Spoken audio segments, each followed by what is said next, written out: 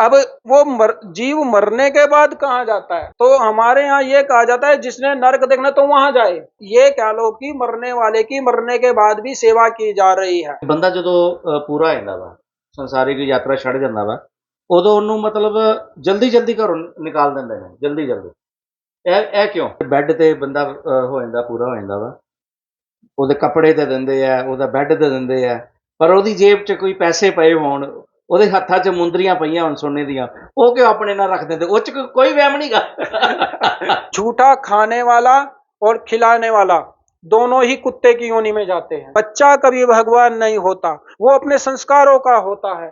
अरे महाराज, एक आज के दिन एक दूसरे का जूठा खाने से सातों जन्म का प्रेम गाढ़ा हो जाता है, यानी सातों जन्म हमारा रिश्ता बना रहता है। तो मैंने कहा फिर ये तलाक क्यों हो रहे? अंत काल जो घर को सिमरे, ऐसी चिंता में जो मरे, प्रेत योनि बल बल उतरे री मेरी मैया, गोविंद नाम ना बिसरे। तो गरुड़ पुराण कहते हैं जब व्यक्ति शरीर छोड़कर जाता है और हम उसके लिए रोते हैं, तो वो जो शरीर छोड़कर गया उसके मार्ग में इतने बड़े बड़े खड्डे बन जाते हैं। तो फोर्ट का मुख किधर होना चाहिए? दक्षिण दिशा की तरफ होना चाहिए। ਇਹ ਘਰਾਂ ਵਿੱਚ ਪੀਪਲ ਜਿਹੜੇ ਉੱਗ ਜਾਂਦੇ ਨੇ, ਉਹ शुभ ਮੰਨੇ ਜਾਂਦੇ ਨੇ।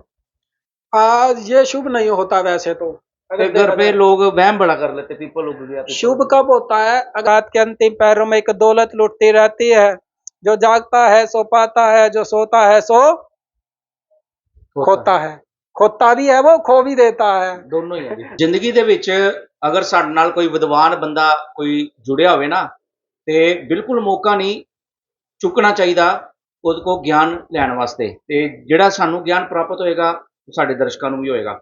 ਅੱਜ ਇੱਕ ਐਸਾ ਇੱਕ ਪੋਡਕਾਸਟ ਸਾਡਾ ਇੱਕ ਐਪੀਸੋਡ ਰਹੇਗਾ। ਹਰ ਕੋਈ ਜੀਵ, ਹਰ ਕੋਈ ਪਰਿਵਾਰ ਦਾ ਸਦੱਸਿਆ ਆਪਣੇ ਆਪਣੇ ਜਿਹੜੇ ਸਾਡੇ ਜੀਵ ਹੁੰਦੇ ਨੇ, ਪਰਿਵਾਰਿਕ ਲੋਕ ਹੁੰਦੇ ਨੇ, ਉਹਨਾਂ ਨੂੰ ਆਪਸ 'ਚ ਪਿਆਰ ਅਸੀਂ ਬਹੁਤ ਕਰਦੇ ਹਾਂ। ਚਾਹੇ ਦੇਸ਼ 'ਚ ਹੋਣ, ਚਾਹੇ ਵਿਦੇਸ਼ 'ਚ ਹੋਣ, ਬੰਦਾ ਵੀਡੀਓ ਕਾਲਾਂ ਤੇ ਵੀ ਪਤਾ ਲੱਗ ਜਾਂਦਾ ਵਾ ਸਾਡਾ ਜੀਵ ਇੱਥੇ ਬੈਠਾ ਹੈ। ਜਾਂ ਬੰਦਾ ਕਈ ਵਾਰ ਕੁਛ ਐਸੀ ਸਿਚੁਏਸ਼ਨ ਵੀ ਹੋ ਜਾਂਦੀ ਆ, ਉਹ ਵੀ ਬੰਦਾ ਲੱਭ ਜਾਂਦਾ ਵਾ। ਤੇ ਐਸੀ ਸਿਚੁਏਸ਼ਨ ਹੋ ਜਾਂਦੀ ਹੈ ਜਦੋਂ ਸਾਡਾ ਜੀਵ ਸਾਡੇ ਵਿੱਚ ਨਹੀਂ ਰਹਿੰਦਾ, ਅਸੀਂ ਸੋਚਦੇ ਹਾਂ ਆਖਿਰ ਉਹ ਬੰਦਾ ਜਾਂਦਾ ਤੇ ਕਿੱਥੇ ਜਾਂਦਾ ਵਾ। ਇਹ ਸਾਰਾ ਅੱਜ ਇੱਕ ਵਿਸ਼ੇਸ਼ ਜਿਹੜਾ ਐਪੀਸੋਡ ਜਿਹੜਾ ਸਾਡਾ ਰਹੇਗਾ, ਇਹੀ ਚਰਚਾ ਤੇ ਰਹੇਗਾ ਕਿ ਬੰਦਾ ਮਰਨ ਤੋਂ ਬਾਅਦ ਕਿੱਥੇ ਜਾਂਦਾ ਵਾ। ਉਹ ਲੋਕ ਤੇ ਕਹਿੰਦੇ ਨੇ ਸਵਰਗ 'ਚ ਜਾਂਦਾ ਹੈ ਜਾਂ ਨਰਕ 'ਚ ਜਾਂਦਾ ਹੈ ਜਾਂ ਕਿਹੜੀ ਯੂਨੀ 'ਚ ਜਾਂਦਾ ਵਾ। ਸਾਰੀ ਅੱਜ ਗੱਲਾਂ ਦਾ ਜਵਾਬ ਸਾਡੇ ਨਾਲ ਸਾਡੇ ਜਿਹੜੇ ਸਵਾਮੀ ਜੀ ਹੈ, ਦਿਨੇਸ਼ ਸ਼ਰਨ ਮਹਾਰਾਜ ਜੀ, ਉਹ ਉੱਤਰ ਦੇਣਗੇ। ਜਿਵੇਂ ਕਿ ਤੁਹਾਨੂੰ ਮੈਂ ਦੱਸਿਆ ਕਿ ਵਿਦਵਾਨ ਬੰਦਾ ਜੋ ਜੁੜਿਆ ਹੋਵੇ ਨਾ, ਮੌਕਾ ਕਦੀ ਚੁੱਕਣਾ ਨਹੀਂ ਚਾਹੀਦਾ। ਬਿਲਕੁਲ ਉਹਨਾਂ ਕੋਲ ਗਿਆਨ ਹੀ ਲੈਣਾ ਚਾਹੀਦਾ। ਤੇ ਇੱਕ ਹੋਰ ਜਿਹੜੀ ਇੱਕ ਗੱਲ ਪੁੱਛਾਂਗੇ, ਜਦੋਂ ਬੰਦਾ ਸਾਡੇ ਵਿੱਚ ਨਹੀਂ ਰਹਿੰਦਾ ਤੇ ਉਹਦੀ ਫੋਟੋ ਤੇ ਕੀ ਲਿਖਵਾਉਣਾ ਚਾਹੀਦਾ, ਕੀ ਨਹੀਂ ਲਿਖਵਾਉਣਾ ਚਾਹੀਦਾ, ਇਹ ਵੀ ਇੱਕ ਵਿਸ਼ੇਸ਼ ਧਿਆਨ ਜ਼ਰੂਰ ਹੈ ਇਸ ਗੱਲ ਦਾ ਦੇਣਾ ਚਾਹੀਦਾ ਵਾ। ਪੂਰੀ ਗੱਲਬਾਤ ਕਰਾਂਗੇ ਤੇ ਇਸ ਕਰਕੇ ਵੀਡੀਓ ਨੂੰ ਲਾਈਕ, ਕਮੈਂਟ ਤੇ ਸ਼ੇਅਰ ਜ਼ਰੂਰ ਕਰਨਾ। ਦੋਸਤੋ ਇੱਕ ਹੋਰ ਗੱਲ ਜਿਹੜੀ ਕੀ ਹੈ, ਫੋਟੋ ਸਾਨੂੰ ਕਿਸ ਦਿਸ਼ਾ ਦੇ ਵਿੱਚ ਉਸ ਬੰਦੇ ਦੀ ਲਾਣੀ ਚਾਹੀਦੀ ਹੈ। ਇਹ ਵੀ ਇੱਕ ਵਿਸ਼ੇਸ਼ ਛੋਟੀ ਛੋਟੀ ਕਹਿੰਦੇ ਗੱਲਾਂ ਦਾ ਧਿਆਨ ਬਹੁਤ ਜ਼ਿਆਦਾ ਦੇਣਾ ਪੈਂਦਾ ਵਾ। ਵਾਸਤੂ ਸ਼ਾਸਤਰ ਦੇ ਵਿੱਚ ਵੀ ਬੜਾ ਇੱਕ ਹੈਗਾ ਵਾ ਟੌਪਿਕ, ਕਿਹੜੀ ਦਿਸ਼ਾ 'ਚ ਲਾਣੀ ਚਾਹੀਦੀ ਫੋਟੋ, ਉਹਨੂੰ ਹਾਰ ਪਾਉਣਾ ਚਾਹੀਦਾ ਜਾਂ ਨਹੀਂ ਪਾਉਣਾ ਚਾਹੀਦਾ, ਜਾਂ ਕੀ ਲਿਖਵਾਉਣਾ ਚਾਹੀਦਾ ਵਾ। ਦੋਸਤੋ ਛੋਟੇ ਛੋਟੇ ਟੌਪਿਕ ਆ ਨਾ, ਬੜੇ ਕੰਮ ਆਉਂਦੇ ਨੇ ਸਾਡੇ ਜੀਵਨ ਦੇ ਵਿੱਚ। ਅਗਰ ਕੋਈ ਗਲਤੀ ਹੋ ਗਈ, ਜਿਹੜਾ ਪਿੱਤਰ ਹੈਗਾ ਵਾ ਉਹ ਅਗਰ ਨਾਰਾਜ਼ ਹੋ ਗਿਆ ਤੇ ਜ਼ਿੰਦਗੀ ਭਰ ਅਸੀਂ ਕੁਝ ਵੀ ਕਰ ਲਈਏ ਉੱਠ ਨਹੀਂ ਸਕਦੇ। ਇਸ ਕਰਕੇ ਅੱਜ ਸਾਡੀ ਗੱਲਾਂ ਦਾ ਜਵਾਬ ਦੇਣਗੇ ਸਵਾਮੀ ਦਿਨੇਸ਼ ਸ਼ਰਨ ਮਹਾਰਾਜ ਜੀ। ਚੈਨਲ 'ਤੇ ਬਹੁਤ ਬਹੁਤ ਸਵਾਗਤ ਹੈ। ਸ਼੍ਰੀ ਰਾਧੇ ਜੀ। जय श्री राधे, जय श्री कृष्ण। ਸਵਾਮੀ ਜੀ ਅੱਜ ਇੱਕ ਵਿਸ਼ੇਸ਼ ਜਿਹੜਾ ਐਪੀਸੋਡ ਹੈਗਾ, ਖਾਸ ਇੱਕ ਅਲੱਗ ਹੀ ਬਣਾਇਆ ਸੀ ਅੱਜ, ਕਿ ਦਰਸ਼ਕ ਜਾਣਨਾ ਚਾਹੁੰਦੇ ਨੇ ਕਿ ਸਾਡਾ ਅਗਰ ਦੇਖੋ ਪਰਿਵਾਰਿਕ ਲੋਕਾਂ ਨੂੰ ਅਸੀਂ ਕਿੰਨਾ ਪਿਆਰ ਕਰਦੇ ਹਾਂ, ਇੱਕ ਮਿੰਟ ਵੀ ਆਪਣੀ ਅੱਖਾਂ ਤੋਂ ਦੂਰ ਨਹੀਂ ਹੋਣ ਦਿੰਦੇ। बिल्कुल बिल्कुल। ਅਗਰ ਬੰਦਾ ਸਾਡੇ ਵਿੱਚ ਨਹੀਂ ਰਿਹਾ, ਉਹ ਬੰਦਾ ਜਾਂਦਾ ਤੇ ਜਾਂਦਾ ਕਿੱਥੇ, ਅਸੀਂ ਉਹਦਾ ਪਿੱਛਾ ਵੀ ਨਹੀਂ ਕਰ ਸਕਦੇ।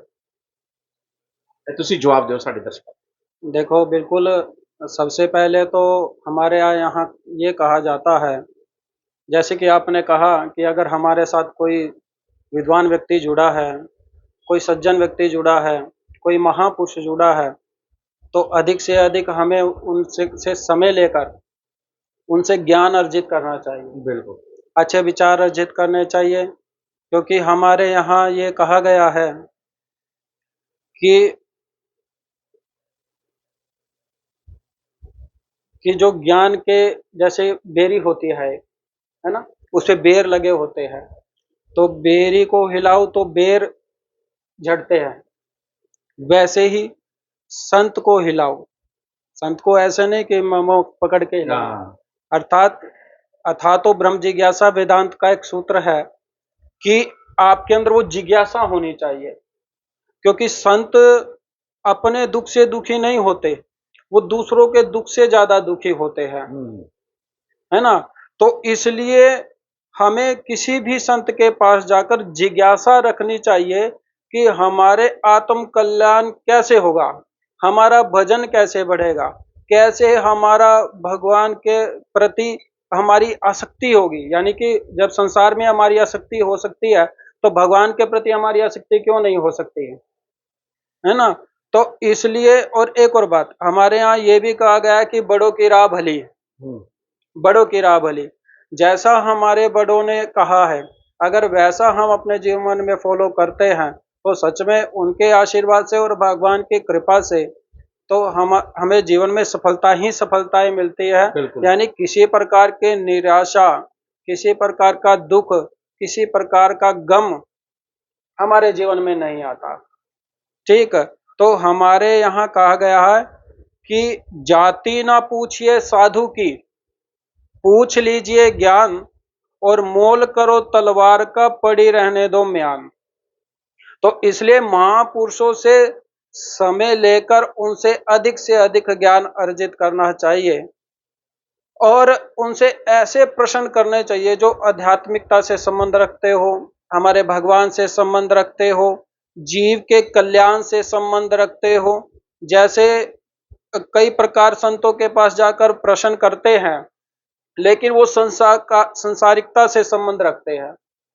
तो ऐसे, जैसे मेरी शादी कब होगी, मेरा कारोबार कैसा चलेगा, है ना। तो ये जो मेरी संतान नहीं हो रही है, मेरा तलाक कब होगा, मेरे घर में ये है, मेरा पति ऐसा है, मेरी पत्नी ऐसी है, मेरे बच्चे ऐसे हैं।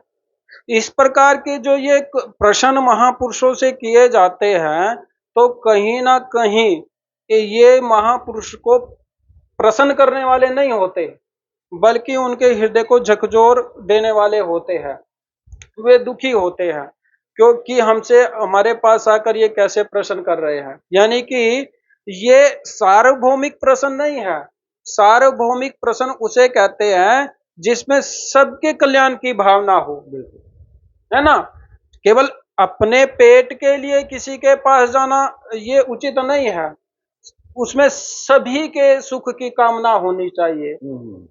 तो इसीलिए जब किसी संत के पास जाया जाता है, तो उनसे ऐसे प्रश्न करने चाहिए जिसमें सबके कल्याण की भावना हो, केवल अपने ही नहीं, सबके कल्याण की भावना हो, तो ऐसे प्रश्न करने चाहिए। तो आज हमारा जो विषय है, जो रघु भैया जी ने हमसे पूछा है कि जीव मरने के बाद कहाँ जाता है, ये प्रश्न है। दूसरा प्रश्न है, मरने के बाद व्यक्ति की फोटो पर क्या लिखवाना चाहिए।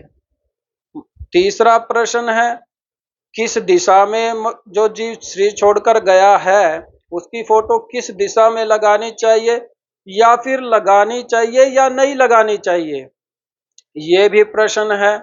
तो आइए, स्वर्ग ऊपर है या नीचे है, तो ये भी प्रश्न है। तो आइए इन प्रश्नों का उत्तर देने का हम आपको अभी समाधान करेंगे। इन प्रश्न के जितने भी प्रश्न है इनका समाधान करेंगे। क्योंकि ਬੰਦਾ ਜਦੋਂ ਸਾਡੇ ਵਿੱਚੋਂ ਨਿਕਲ ਜਾਂਦਾ ਵਾ, ਅਸੀਂ ਉਹ ਬੰਦੇ ਦਾ ਪਿੱਛਾ ਨਹੀਂ ਕਰ ਸਕਦੇ। ਵੈਸੇ ਬਿਲਕੁਲ, ਬੰਦਾ ਬਿਲਕੁਲ। ਸਾਡੇ ਅਗਰ ਸਾਡੇ ਅੱਖਾਂ ਸਾਹਮਣੇ ਹੈਗਾ ਨਾ, ਅਸੀਂ ਉਹ ਬੰਦੇ ਦਾ ਪਿੱਛਾ ਕਰ ਸਕਦੇ, ਚਾਹੇ ਦੇਸ਼ 'ਚ ਹੈਗਾ ਚਾਹੇ ਵਿਦੇਸ਼ 'ਚ। ਇਹ ਭਗਵਾਨ ਦੀ ਦੇਖੋ एक लीला ही है। देखिए, मौत कंपलसरी सब्जेक्ट है। जो पैदा हो मौत उसको आए जरूर, हर किसी को ग्रहण करना है, मृत्यु लोक है, चाहे वो जीव हो चाहे जंतु हो। ये मृत्यु लोक है, और मृत्यु लोक उसे कहते हैं जहाँ मृत्यु होती है, बिल्कुल उसे मृत्यु लोक कहते हैं। अब देखो, मरने के बाद व्यक्ति कहाँ जाता है, ये उसके कर्मों पर डिपेंड करता है। और हमारे यहाँ गरुड़ पुराण भी कहता है कि कर्मण्येव जायते जंतु कर्मण्ययि विलीयते। कर्मों के द्वारा व्यक्ति का जन्म होता है और कर्मों के द्वारा ही व्यक्ति का मरण हो जाता है। तो इसलिए इसी बात को ध्यान में रखते हुए भगवान ने ये कहकर अपना पीछा छुड़ा लिया कि कर्म प्रधान विश्व करी राखा, जो जस करी सो तस फल चाखा। भगवान ने अपने ऊपर नहीं ली, यानी कर्म की प्रधानता दे दी, अपने ऊपर कोई दोष लिया ही नहीं लिया। तो जैसे टीचर का काम होता है कि पास और फेल करना, विद्यार्थी का तो काम होता है अच्छी तरह से लिखना, साफ सुथरा लिखना और ज्यादा से ज्यादा लिखना, तो ठीक उत्तर देना। तो पास और फेल करना तो ये टीचर के हाथ में होता है ना। तो कृष्ण वंदे जगत गुरु, भगवान कृष्ण जगत गुरु है। तो पास फेल करने वाले वो हैं, लेकिन उचित प्रकार से कर्म करना ये हमारे हाथ में होता है। तो ये कोई कहता है कि भगवान सब कुछ कराने वाला होता है, तो ऐसा नहीं है, ऐसा नहीं है। भगवान कुछ भी कराने वाला नहीं होता है। भगवान ने कहा गीता में, ददामी बुद्धि योगम, मैं व्यक्ति को ऐसी बुद्धि देता हूं जिसको सही प्रकार से यूज करके, उसका प्रयोग करके वे मुझे प्राप्त कर सकते हैं। अब ये व्यक्ति के ऊपर डिपेंड करता है, वो अपनी बुद्धि को eat drink and B Mary में लगाता है, खाने पीने में, मौज मस्ती करने में, घूमने फिरने में, है? अपने संसारिक सुखों के लिए, अपने भोगों के लिए उस बुद्धि को लगाता है। और जब कोई घटना घट जाती है तो भगवान को दोष देता है। भाई, तो भगवान ने बुद्धि किस लिए दी है? आप सोच के देखो ना। जब तुम उस बुद्धि को यूज करके सही तरह से उठ रहे हो, सही तरह से नहा रहे हो, सही तरह से खा रहे हो, सही तरह से पहन रहे हो, सही तरह से चल रहे हो, तो फिर उस बुद्धि से आप भगवान की प्राप्ति क्यों नहीं कर सकते? क्योंकि भगवान ने जब गीता में कहा ददामी बुद्धि योगम, मैं जीव को ऐसी बुद्धि देता हूं जिसको यूज करके वो ईमानदारी से, एक विश्वास के साथ, एक श्रद्धा के साथ, तो उसका योग मुझसे हो जाता है। गीता की वाणी काटे है, उसको कोई काट नहीं सकता। लेकिन ये व्यक्ति के ऊपर डिपेंड करता है। अब वो जीव मरने के बाद कहां जाता है? कर्मों के अनुसार उसकी गति होती है, कर्मों के अनुसार। अब पहला प्रश्न है कि व्यक्ति मरने के बाद कहां जाता है? स्वर्ग में जाता है या नरक में जाता है? देखो, हमारे बड़े तो ये कहते हैं स्वर्ग भी यही है, नरक भी यही है। कर्मा ते डिपेंड है, जेड़े से कर्म कीते ने, स्वर्ग भी यही है, नरक भी यही है। ठीक, अच्छे कर्म स्वर्ग का रूप है, बुरे कर्म नरक का रूप है। और शास्त्र कहते हैं स्वर्ग ऊपर है, क्योंकि इंद्र का वर्णन भी आता है, देवताओं का वर्णन भी आता है। तो जब शास्त्र कह रहे तो शास्त्रों का हमारे ऊपर, हमारा शास्त्रों पर विश्वास भी है, तो ऊपर भी होगा। और जब यमराज है ना, यमराज है और दक्षिण दिशा में उसका घर है, तो जब भी व्यक्ति का जब शरीर छूटता है तो उसके पैर दक्षिण दिशा में किए जाते हैं और सिर उत्तर दिशा में किया जाता है। तो क्यों किया जाता है? क्योंकि उस दिशा में नरक है, उस दिशा में यमराज है, और चुंबकीय शक्ति है जो प्राणों को खींच लेती है, उसका सही तरह से उसकी गति हो जाती है, इसलिए उस दिशा में उसके पैर किए जाते हैं और उत्तर में सिर किया जाता है। और जब कि उधर क्या है? नरक है, उधर क्या है? नरक। और ऊपर क्या है? स्वर्ग। तो निश्चित है ये चीज भी संकेत करती है कि नरक है, हमारे शास्त्र कह रहे हैं। और आपकी जो क्रिया है जो मरने के बाद की जा रही है वो भी बता रही है, वो भी संकेत कर रही है। तो स्वर्ग यहां है, नरक यहीं है। तो ये हमारे बड़े ये बात कहते हैं, ये भी उचित है। देखो, कर्मों के ऊपर है, तो वो संकेत भी करते हैं जिसने स्वर्ग देखना है वो कथा में जाए, गुरु के सत्संग में जाए, गुरु के पास जाए, मंदिर में जाए, गुरुद्वारों में जाए, है ना। तो जहां किसी प्रकार की सेवा की जा रही है, जहां किसी प्रकार की आध्यात्मिक चर्चा की जा रही है, आप वहां जाइए ना, आपको आनंद मिलेगा, आपको शांति मिलेगी। लेकिन अगर नरक देखना है तो पीजीआई में जाइए, अपोलो में जाइए, हैं, और उसमें जाइए, फोर्टिज में जाइए, किसी का हाथ कटा होगा, किसी का पैर कटा होगा, किसी की नाक कटी होगी, किसी का पेट कटा, आप देख ही नहीं सकते। इतनी भयंकर आप आकृतियां वहां पर देखोगे जो आ रहे हैं। एक बॉडी आती नहीं, दूसरी आने के लिए तैयार रहती है। और बताएं तो हमारे यहाँ ये कहा जाता है जिसने नरक देखना तो वहां जाए, आप देख ही नहीं पाओगे। उनकी बॉडी जो होती है आप देख ही नहीं पाओगे, कितनी क्षत विक्षत होती है। यानी कि आप कहोगे कहाँ मैं नर्क में आ गया। कईयों को बेड मिल रहे हैं, कई नहीं मिले, ऐसे ही पड़े हुए हैं, बिल्कुल नरक की तरह। और नरक देखना है कहाँ जाओ, कोर्ट में जाओ, तारीखों पे तारीख, तारीखों पे तारीख, ना चाय पीने के जोगे, ना खाने पीने के जोगे हैं। और फिर कह देते हैं चलो भाई लंच का टाइम हो गया, बैठे रहो शाम तक, वो शाम तक बैठे, फिर अगली तारीख ये। नर्क देखना है कोर्ट में जाओ, नर्क देखना है फोर्टिज में जाओ, पीजीआई में जाओ। तो स्वर्ग भी यही है, नर्क भी यही है, कर्मों के अनुसार सबको फल मिल रहा है। तो इसके अनुसार तो स्वर्ग यही है और नर्क भी यही है। और शास्त्रों के अनुसार स्वर्ग ऊपर है, नर्क नीचे है। तभी तो फोटो पे लिखा जाता है स्वर्गीय, लिखा जाता है कि नहीं? कई लेट भी लगाते हैं। लेट भी लगाते हैं, तो स्वर्गीय भी लिखते हैं। फर्क है? बिल्कुल फर्क है जी, अच्छा। बिल्कुल फर्क है। हम हिंदू है, हिंदुस्तानी है, तो स्वर्गीय लिखिए ना। लेट क्या होता है? लेट सीरी क्या होता है? यानी कि आधी इंग्लिश आधी हिंदी, खिचड़ी पका रखी है। तो या तो एक ही भाषा लेके चलो ना उसमें। तो यानी कि कहने का अभिप्राय ये है कि अगर हमारे शास्त्रों में स्वर्ग ऊपर बताया है और नीचे बताया है, और सज्जन व्यक्ति कहता है कर्मों के अनुसार स्वर्ग भी यही है, नरक भी यही है, तो सीधी बात स्वर्ग और नरक मानने वाली बात है। ना मैंने देखा ना आपने देखा, तो सिर्फ स्वर्ग और नरक मानने वाली बात है। क्योंकि जब भी कोई व्यक्ति मरता है तो उसकी फोटो पर स्वर्गीय लिखा जाता है, चाहे वो शराब पीने वाला हो, चाहे शराब ना पीने वाला हो, चाहे सज्जन हो, चाहे दुष्ट हो, चाहे अच्छा हो, चाहे बुरा हो, लेकिन उसकी फोटो पर स्वर्गीय लिखा जाता है। तो क्या इसका मतलब ये है कि सारे ही स्वर्ग में गए हैं, नरक तो फिर खाली पड़ा?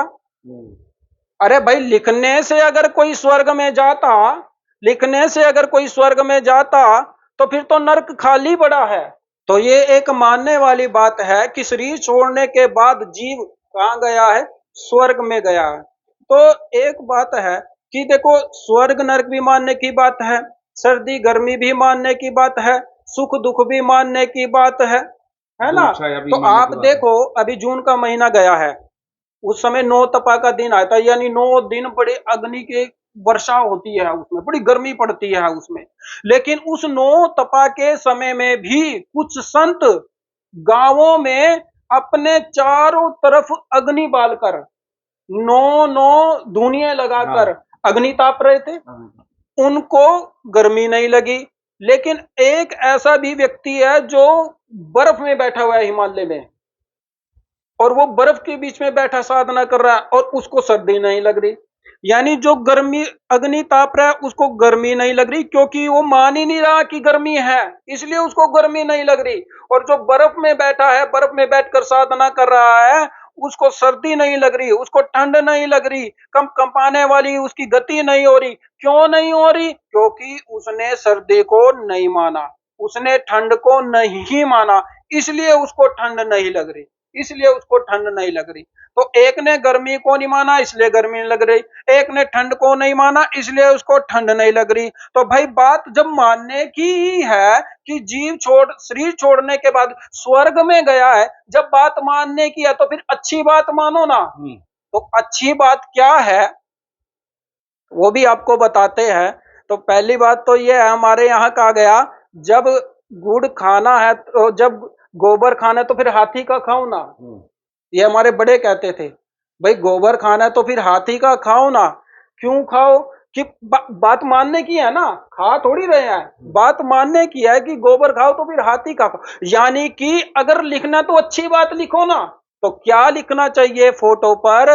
ना लेट श्री लिखना चाहिए, ना स्वर्गीय लिखना चाहिए। फोटो पर अगर स्वर्ग और नरक मानने की बात है तो अच्छी बात माने। और वो अच्छी बात क्या है?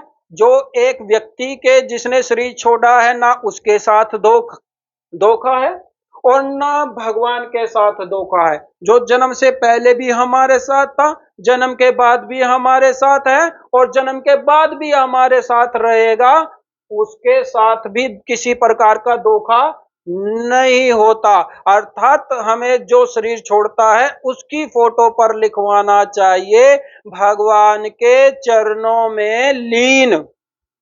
पॉइंट। चाहे वो स्त्री हो चाहे वो पुरुष हो, उसकी फोटो पर लिखवाना चाहिए भगवान के चरणों में लीन। क्यों लिखवाना चाहिए?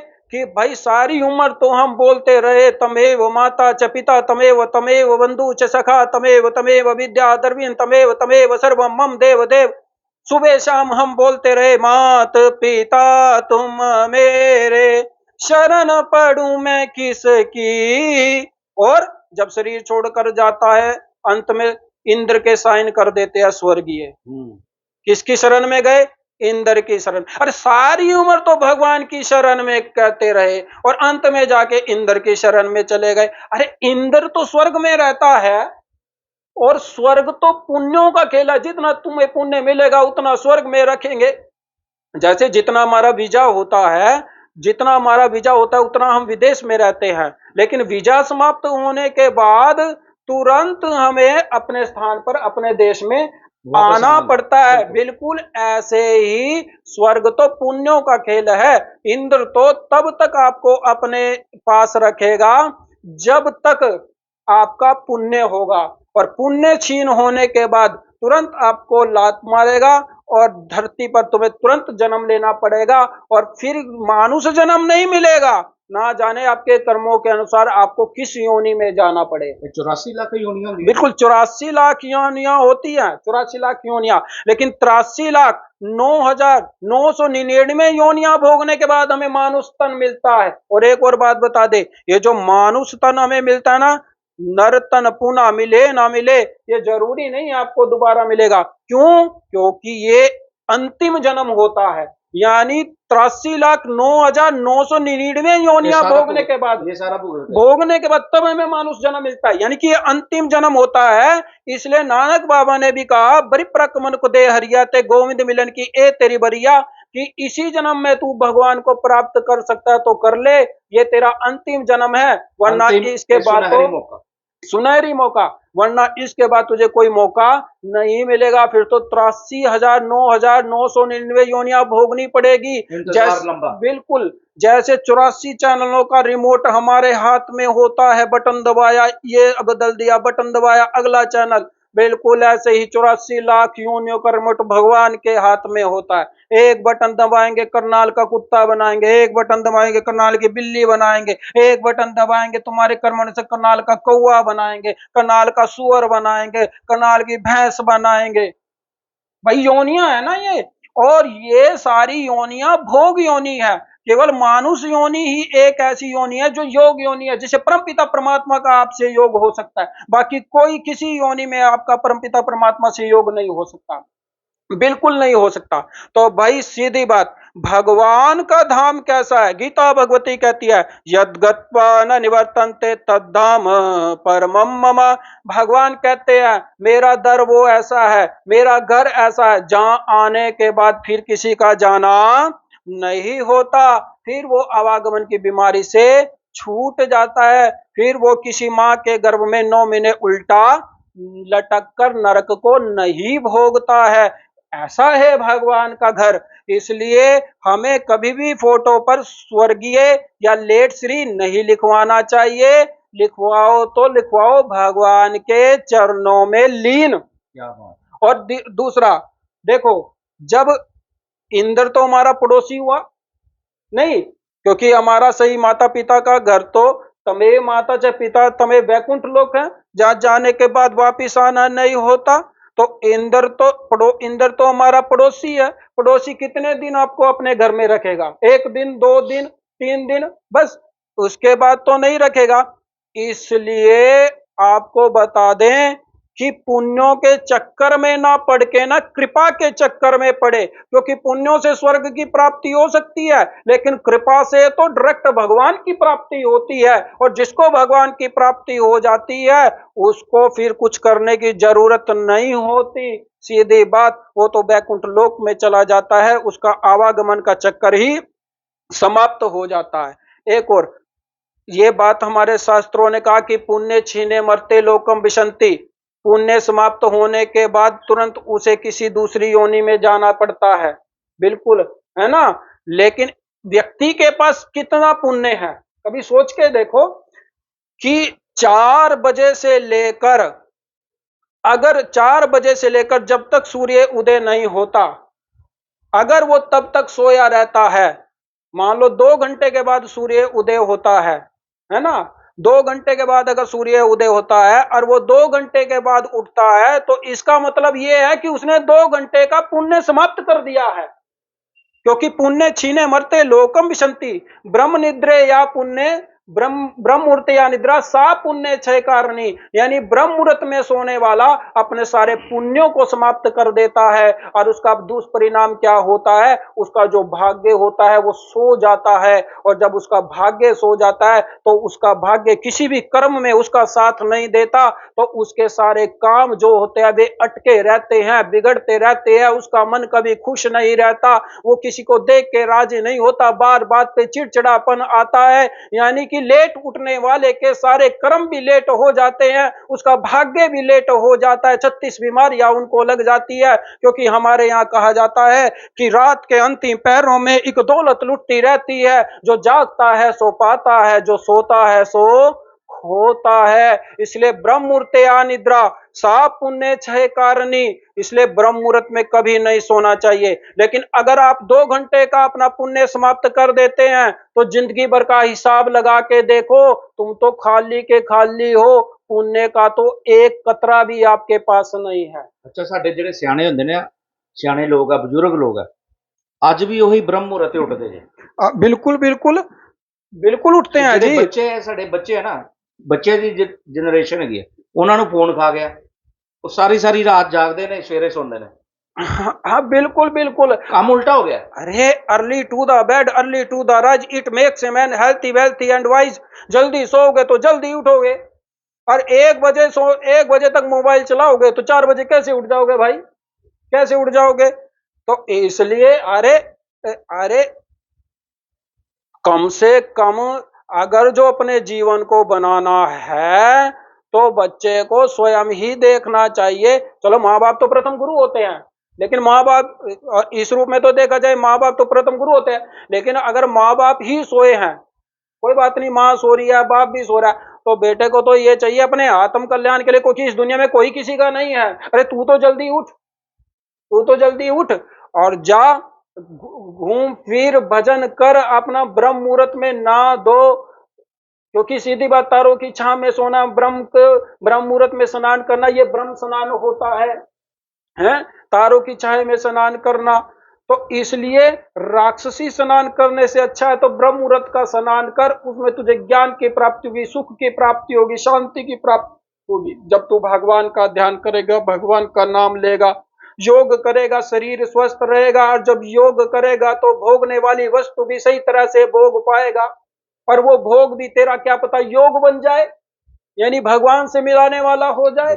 तो इसलिए कहने का अभिप्राय है, जो जल्दी उठता है उसका साथ तो भगवान भी देने के लिए हमेशा तैयार रहते हैं, लेकिन लेट का साथ तो दुनिया वाले भी देने वाले नहीं है, क्योंकि उनका स्वयं का शरीर उनका साथ नहीं देता, तो दूसरे कैसे साथ दे देंगे। तो इसलिए जब अब यहाँ जो बात है वो स्वर्ग और नरक की है, तो कहने का अभिप्राय ये है कि हमें हमारे जो परमानेंट माता पिता है, तमेव माता च पिता तमेव, भगवान जी माता पिता तुम मेरे, हमें लिखना चाहिए भगवान के चरणों में लीन, चाहे जाए चाहे ना जाए, ठीक है ना। क्योंकि ना हमें स्वर्ग देगा ना नरक देगा, तो भगवान का घर भी नहीं देखा, लेकिन कम से कम वहां लिख तो दो भगवान के चरणों में लीन। अच्छा एक और बात, अरे कम से कम भगवान अगर कभी आपको मिल गए तो कम से कम ये तो कह सकते हो कि भगवान जी हमने तो आपको बुलाया था लेकिन आप हमारे घर नहीं आए, और नहीं तो फिर भगवान तो सीधा ये कह देंगे अरे कभी तूने मुझे तो बुलाया नहीं तो मैं कहां से आऊं। अब ठीक है ना, तो कम से कम अगर आप वहां लिख दोगे भगवान के चरणों में लीन, कहीं ना कहीं भगवान के पास जब अर्जी जाएगी तो भगवान कुछ तो लिखने की लाज रखेंगे। तो इसलिए स्वर्ग पुण्यों का खेल है और पुण्य का खाता आपके पास कुछ भी नहीं है, क्योंकि सुबह आप जल्दी नहीं उठते और अच्छे कर्म नहीं करते, यज्ञ नहीं करते, तप नहीं करते, जप नहीं करते, जिससे आपके पुण्य होते ही नहीं। सीधी बात, एक एग्जाम्पल देता हूं। जैसे कि ऑक्सीजन का साधन क्या है? पीपल 24 घंटे ऑक्सीजन देता है, तुलसी 24 घंटे ऑक्सीजन देती है, कुछ पेड़ ऐसे हैं जो 24 घंटे ऑक्सीजन देते हैं, गौ माता 24 घंटे ऑक्सीजन देती है। तो ऑक्सीजन हमारे लिए कितने, हमारा जीवन है, हमारा प्राण है। आपने देखा कोरोना चला था, कैसे सिलेंडरों के पीछे लोग लगे हुए थे, 2-2 नंबर में उनकी तस्करी होने लगी थी सिलेंडरों की भी। किसके लिए? ऑक्सीजन के लिए ना, ऑक्सीजन के लिए। तो हमारे जो ये ऑक्सीजन के स्रोत हैं वो सारे समाप्त होने वाले। आज पे मंदिरों में पीपल देखने को नहीं मिलता, घरों में तुलसी नहीं देखने को मिलती, और गौ माता रोड पर आ गई जो 24 घंटे अपने शरीर में से ऑक्सीजन छोड़ती है। 33.5 करोड़ रोम होते हैं गाय के शरीर में, और प्रत्येक रोम से ऑक्सीजन निकलती है, और उस गाय की कितनी बेकदरी कर रखी है ये आप समाज में आप सब देखते हैं। आप देखते हैं समाज में हमारे शरीर में 3.5 लाख रोम होते हैं, और 3.5 लाख रोम में से प्रत्येक रोम में से कार्बन डाइऑक्साइड निकलता है, बदबू निकलती है हमारे शरीर। एक दिन ना हो देखो शरीर में से कितनी बदबू आएगी। डीओ छिड़कना पड़ता है, फोग छिड़कना पड़ता है, तब जाके शरीर में से सुगंधित साबुन लगानी पड़ता है, तब जाके हमारे शरीर में से सुगंध आती है, वरना बदबू ही बदबू आती है। आप एक दिन ना नहाओ, बिल्कुल देखो गीता भगवती कहते हैं 9 द्वारे पूरे देही। आपके शरीर में 9 छेद है जो आप देख सकते हैं, नाक के, कान के, मुख के, हैं आप देख सकते हैं। तो यानी कि और ये फील कर सकते हैं कि किसी भी छेद में से सुगंध नहीं आती, बदबू ही आती है। कान में भी मैल होती है, नाक में भी मैल होती है, नाभि में भी मैल होती है, तो मैल ही निकलेगी, बदबू। तो यानी कि हमारा ये शरीर कार्बन डाइऑक्साइड का सिर्फ से भरा होता है, पूरे शरीर में बदबू आती है। लेकिन जो ऑक्सीजन के स्रोत है, पीपल, तुलसी माता, गौ माता, ये सारे नष्ट होते जा रहे हैं।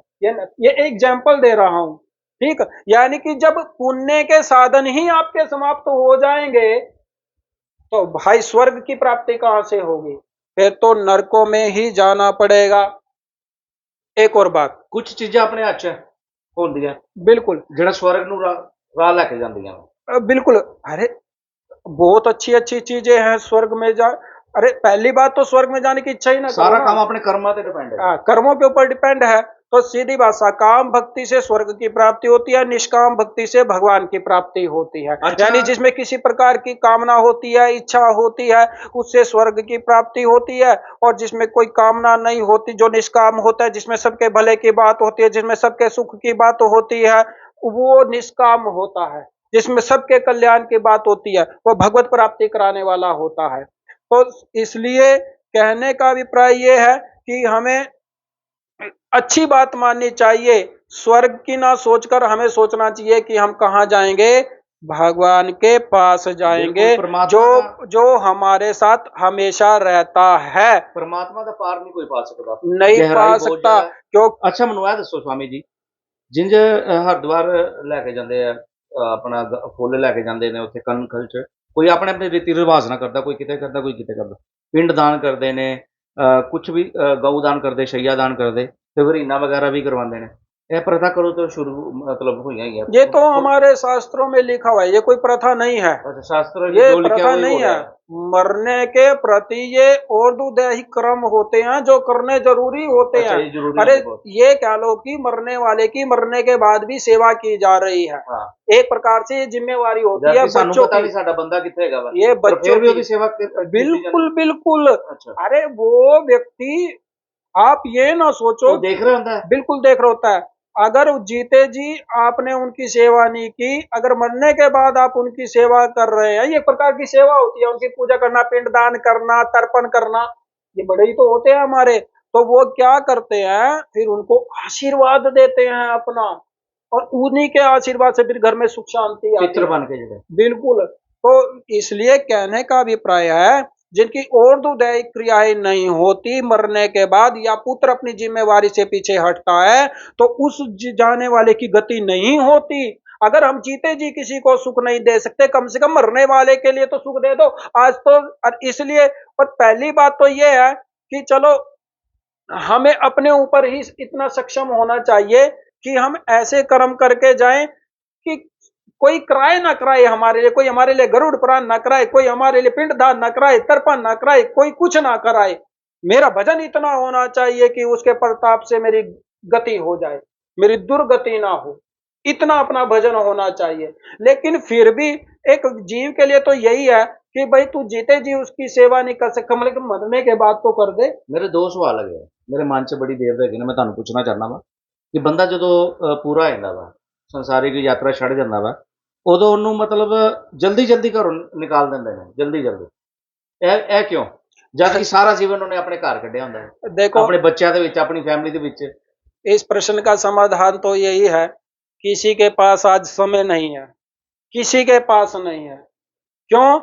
क्योंकि मरने के बाद व्यक्ति ये सोचता है कि भाई अब ये वापस तो आने वाला नहीं है, तो इसके पीछे दुकान कैसे बंद करूं 13 दिन तक, और दुकान अच्छी चलने वाली होती है, तो वो इसलिए क्योंकि वो कमाने के चक्कर में, कमाने के चक्कर में, दुकान खोलने के चक्कर में कि हमारे पास बैठने के लिए समय नहीं है। अरे भाई, जब तू किसी के साथ नहीं, किसी के लिए नहीं बैठ सकता, तो एक बात ध्यान में रखना, तेरे लिए भी कोई नहीं बैठेगा, तेरे लिए भी कोई नहीं बैठेगा। इसलिए जब कोई व्यक्ति शरीर छोड़ता है 13 दिन तो उसके लिए जरूर बैठना चाहिए, चाहे कुछ भी हो। नहीं नहीं, मैं वो कह रहा कि ਉਹਦੀ ਬੋਡੀ ਨੂੰ फटाफट निकाल देंगे घर से। तो सीधे ये इसका समाधान तो यही है कि देखो, वो है तो हम हीरो है, वो नहीं तो हम जीरो है। Zero zero zero zero zero zero zero, एक जीरो के आगे एक लगाओगे 10 हो जाएगा, 2 के लगाओगे 100 हो जाएगा, 3 के लगाओगे 1000 हो जाएगा, 4 के साथ लगाओ 10,000 हो जाएगा, 1 हटा दो तो जीरो। G1, क्या कहा? G1, जीवन एक पे चलता है। इसलिए आइडिया वालों का मोटो बहुत अच्छा है, an idea can change your life. एक अच्छा विचार आपका जीवन बदल सकता है, क्योंकि जीवन एक से चलता है, 2 से नहीं चलता। वो है तो हम हीरो हैं, और वो नहीं तो हम जीरो हैं। देखो सीधी बात, शरीर से कोई प्यार नहीं करता, आत्मा से प्यार करता है। क्योंकि अगर शरीर से कोई प्यार करता होता तो सीधी बात, शरीर तो तब भी सामने पड़ा है, लेकिन उसको पूरी रात के भी लिए रखने के लिए कोई तैयार नहीं होता कि रात होने से पहले ले जाओ, कि जल्दी जल्दी, नहीं तो सारी रात बैठना पड़ेगा दिया जला के, और कहीं ना कहीं अगर रात को उठ जाए तो और मुसीबत हो जाएगी हमारे लिए। तो इसलिए भाई, रात होने से पहले ही इसको ले जाओ। अच्छा, एक और गल दसो, ਸਾਰੇ ਕਹਿੰਦੇ ਆ ਜਿਹੜੇ ਬੈੱਡ ਤੇ ਬੰਦਾ ਹੋ ਜਾਂਦਾ, ਪੂਰਾ ਹੋ ਜਾਂਦਾ ਵਾ, ਉਹਦੇ ਕੱਪੜੇ ਤੇ ਦਿੰਦੇ ਆ, ਉਹਦਾ ਬੈੱਡ ਤੇ ਦਿੰਦੇ ਆ, ਪਰ ਉਹਦੀ ਜੇਬ 'ਚ ਕੋਈ ਪੈਸੇ ਪਏ ਹੋਣ, ਉਹਦੇ ਹੱਥਾਂ 'ਚ ਮੁੰਦਰੀਆਂ ਪਈਆਂ ਹੋਣ ਸੋਨੇ ਦੀਆਂ, ਉਹ ਕਿਉਂ ਆਪਣੇ ਨਾਲ ਰੱਖ ਦਿੰਦੇ? ਉਹ 'ਚ ਕੋਈ ਵਹਿਮ ਨਹੀਂਗਾ। उसमें नहीं करेंगे, वो सोना रख लेंगे, उसके हाथों से मुंदरियां उतार लेंगे, जेब से पैसे होंगे वो रख लेंगे, उसमें कोई वहम नहीं है। अगर देखो, अगर एक सास ने 4 अंगूठियां डाली हुई हैं और उसकी 4 बहुएं हैं, तो चारों पहले ही ये तय करेगी कब ये मरेगी। जब ये मरेगी तो ये वाली अंगूठी मेरी होगी, दूसरी कहेगी दूसरी वाली मेरी होगी, तीसरी कहेगी तीसरी मेरी होगी, चौथी। तो वो मरने पे इतना नहीं रोते, समझे। और जो अलमारी में रखा हुआ है, चाबी गुम हो गई भाई, जब सारे रिश्तेदार चले जाएंगे ना तब मिलेगी चाबी, कभी पूछ ना ले लोग भाई अलमारी में क्या है। तो ये चीज तो ये दिखाती है कि भाई तेरा इस दुनिया में कितना है। देखो सीधी बात, तेरा इस दुनिया में इतना है जितना तूने यूज कर लिया, जितना तूने भोग लिया, जितना तूने पा लिया, उतना ही तेरा, बाकी तेरा कुछ भी नहीं है इस दुनिया में। ਜੁਆਇੰਟ ਫੈਮਿਲੀ ਦੇ ਵਿੱਚ ਕੋਈ ਵੀ ਪ੍ਰੋਪਰਟੀ ਹੋਵੇ, ਉਹ 'ਚ ਜ਼ਿਆਦਾਤਰ ਦੇਖਿਆ ਜਾਂਦਾ ਕੋਈ ਬੰਦਾ ਪੂਰਾ ਹੋ ਜਾਂਦਾ ਨਾ ਦਿਨ, ਉਸ ਤੋਂ ਬਾਅਦ ਲੜਾਈ ਝਗੜੇ ਸ਼ੁਰੂ ਹੋ ਜਾਂਦੇ ਨੇ। ਇੰਜ ਕਈ मेरे सामने जीते जाते देखो इसमें तो कमी हमारे बड़ों की होती है। देखो हमारे बड़े अपने होंदे करदे, देखो हाँ, ये उचित है, बड़ों को चाहिए कि जीते जी अपनी आंखों के सामने बंटवारा कर दो उचित रूप से, ईमानदारी से, तो ये प्रॉब्लम होगी ही नहीं। लेकिन वो बड़े करते नहीं, तो बाद में बच्चे आपस में लड़ते रहते हैं, ठीक है। तो लेकिन ऐसा बड़ों को नहीं करना चाहिए, बांट देना चाहिए। लेकिन इसमें बड़ों को ये गलती भी नहीं करनी चाहिए कि पूरा बांट दो, अपने लिए भी कुछ ना कुछ रखना चाहिए, वरना अगर सारा कुछ बांट दिया तो जरूरी नहीं है कि आपका वो रिस्पेक्ट ਤੁਸੀਂ ਇਹ करेंगे ਦੇਖੋ ਨਾ बाद ਕਿ में। ਕੋਈ ਉਹਦੇ ਕੱਪੜੇ ਹੋਣ, ਕੋਈ अच्छा, ਉਹਦਾ ਕੁਝ ਵੀ ਹੋਵੇ, ਸਿਵਾਏ ਸੋਨੇ ਤੋਂ, ਪੈਸੇ ਤੋਂ, प्रॉपर्टी ਤੋਂ, बाकी सब बाजार दान दे तो देंगे। मैं आपको बता देता हूँ। देखो सीधी बात, उसमें कोई वहम जब नहीं है। कोई व्यक्ति शरीर छोड़कर जाता है ना, उसकी वो चीज नहीं रखनी चाहिए जिसके प्रति उसकी अटैचमेंट होती है। हाँ, क्योंकि वो व्यक्ति उस चीज की प्राप्ति के लिए नीचे ही घूमता रहेगा, तो वो उसकी गति नहीं होगी, उसकी दुर्गति हो जाएगी। इसलिए उसकी जो चीजें होती है ना, मुख्य चीजें, जैसे कपड़े हो गया, घड़ी हो गया, जूते हो गए, लाठी हो गई, इस प्रकार की जो चीजें होती है, ये सब दान कर देनी चाहिए। तो अगर कोई नहीं लेता, किसी गरीब को दे दो, उसका शरीर ढक जाएगा। अब वैसे तो ये है कि नदी में भी प्रवाहित कर सकते हैं जब कोई नहीं लेता, मैं तो कहता लेकिन किसी सीधी गरीब को दे बात, दो। हाँ, चाहे किसी गरीब को दे दो, हाँ, उसके काम आ जाएगी। काम आ जाएगी। लेकिन रही सोने की बात, सोने की तो ये बात है, सोना पाया भी खराब होता है, गुमोना भी खराब होता है। इसलिए वो अगर जो मुख्य रूप से इन चीज के प्रति किसी की अटैचमेंट नहीं होती है, लेकिन इस चीज के प्रति जो अटैचमेंट होती है, वो उसे किसी न किसी योनि की प्राप्ति करा देती है, और वो किस कर्मों के द्वारा उस धन को याद करने से उसे किस योनि की प्राप्ति होती है, वो मैं आपको बताऊंगा। लेकिन सीधी बात, हमें कभी इन चीजों की इच्छा नहीं करनी चाहिए, चाहे सोना हो, चाहे चांदी हो। यहाँ तो हमें ये बल्कि ये बताया गया है कि स्वर्ण दान करने वाला राजाओं के घर में पैदा होता है, वो किसी गरीब घर में पैदा नहीं होता जो स्वर्ण दान करने वाला होता है। इसलिए हमें स्वर्ण की कभी इच्छा करनी ही नहीं चाहिए, क्योंकि जब यहाँ किसी बच्चे का जन्म होता है तब भी स्वर्ण दान किया जाता है, शादी होती है तब भी किया जाता है, भागवत कथा होती है तब भी दान किया जाता है, और जब किसी का मरण हो जाता है तब भी दान किया जाता है, सोना तब भी दान किया जाता है। चाहे ज्यादा ना करो, बिल्कुल थोड़ा करो, लेकिन करते जरूर हैं। इसलिए स्वर्ण दान करने से क्या होती है, सीधी बात, अच्छी योनि की प्राप्ति होती है। ये कह लो कि आपको दोबारा गोल्डन चांस मिल सकता है, आपको मानुष योनि की भी प्राप्ति हो सकती है, ताकि दोबारा आपको भगवान से योग करने की आप में क्षमता आ जाए। तो इसलिए वो कहा जाता है ना कि कौन व्यक्ति गरीब के घर में पैदा गया, कौन अमीर के घर में। सीधी बात, जिसने अच्छे कर्म किए, सेवा के कार्य किए, दान के कार्य किए, समाज कल्याण के कार्य किए, वो सीधी बात अच्छे अमीर घरों में पैदा हो जाते हैं। और जिसने पाप किया, पाप की कमाई खाई, और उस कमाई से किसी का कल्याण नहीं किया, 2 नंबर की कमाई, वो उसको गरीब बनाने वाली नहीं, कई होती है। गरीब घर च भी जन्म लेंदे, पर बच्चे बड़े मेहनती होंदे जी उन्हां दे। बच्चे देखो, कोई क्रिकेटर बन जाता है, कोई प्लेयर बन जाता है, कोई किंग बन जाता है, कोई इंजीनियर बन जाता है। कर्म है सारा। अब ये पता क्या होता है, इसको कहते हैं योग भ्रष्ट। यानी भजन करते करते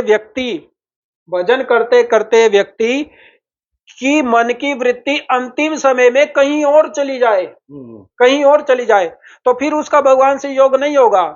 फिर उसका जिस चीज का उसने चिंतन किया उसके अनुसार उसको योनि की प्राप्ति होगी।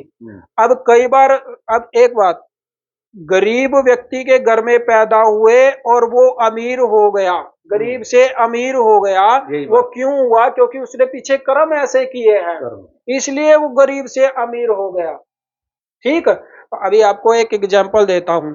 एक गुरु और शिष्य थे, तो दोनों घूमने के लिए जा रहे थे।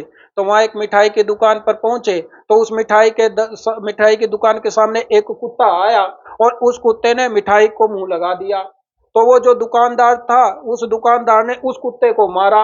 वो कुत्ता ची ची करने लगा। तो जो शिष्य था गुरु के साथ, शिष्य ने गुरु से, गुरु देखा ये मालिक, इस दुकान का मालिक कितना खराब है, कितना निर्दयी है, इस बेजुबान को कैसे मार रहा है, इसको है, कैसे इसको चिल्ला रहा है, अगर जो थोड़ा मिठाई दे देता तो क्या हो जाता। तो गुरु जी की तो अंतर्यामी थे, त्रिकालदर्शी थे। गुरु जी ने कहा, सुन, ये कुत्ता कोई साधारण कुत्ता नहीं है, ये जो व्यक्ति दुकानदार है ना, दुकान का मालिक, ये इस कुत्ते का बेटा है। क्या कहा? ये कुत्ते का बेटा है। लेकिन ये जब ये दुकान का मालिक था तो ऐसे ही ये मिठाई खाने के लिए आया था, तब इसने मिठाई नहीं दी थी, और तू उसका बेटा बन के आया है, और ये इस जन्म में कुत्ता बन के आया है, कुत्ता बन के आया है। तो सीधी बात, भजन कोई तार जुड़े होते जी? हाँ बिल्कुल, पिछले जन्म के संस्कार होते हैं। तार जुड़े होते। तो और जैसे कोई गरीब घर में पैदा हुआ और वो बहुत अच्छा गाने वाला हो गया, देखो उसने किसी से ही नहीं सीखा, हाँ। लेकिन इतना वो पढ़ा लिखा भी नहीं है, तो वो सारी रात गाता है, और देख लो उसको कितने भजन याद होते हैं, वो सारी रात गा सकता है, कोई किताब नहीं खोलेगा, अनपढ़। और ये क्या होता है, उसके पास जो कला है, इसको कहते हैं गॉड गिफ्ट, गॉड गिफ्ट।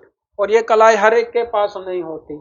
तो किसी के पास कैसी कला होती है, किसी के पास कैसी कला होती है, और जो कला उसको चढ़ाने वाली होती है वो उसके लिए गॉड गिफ्ट होती है, उसको सीखने की जरूरत नहीं होती। तो सीधी बात, ये तो पिछले संस्कार होते हैं। तो इसलिए हम कहते हैं, ना पुत्र किसी का होता, ना पुत्री किसी की होती, चाहे अमीर हो चाहे गरीब हो, ये तो अपने संस्कारों के होते हैं।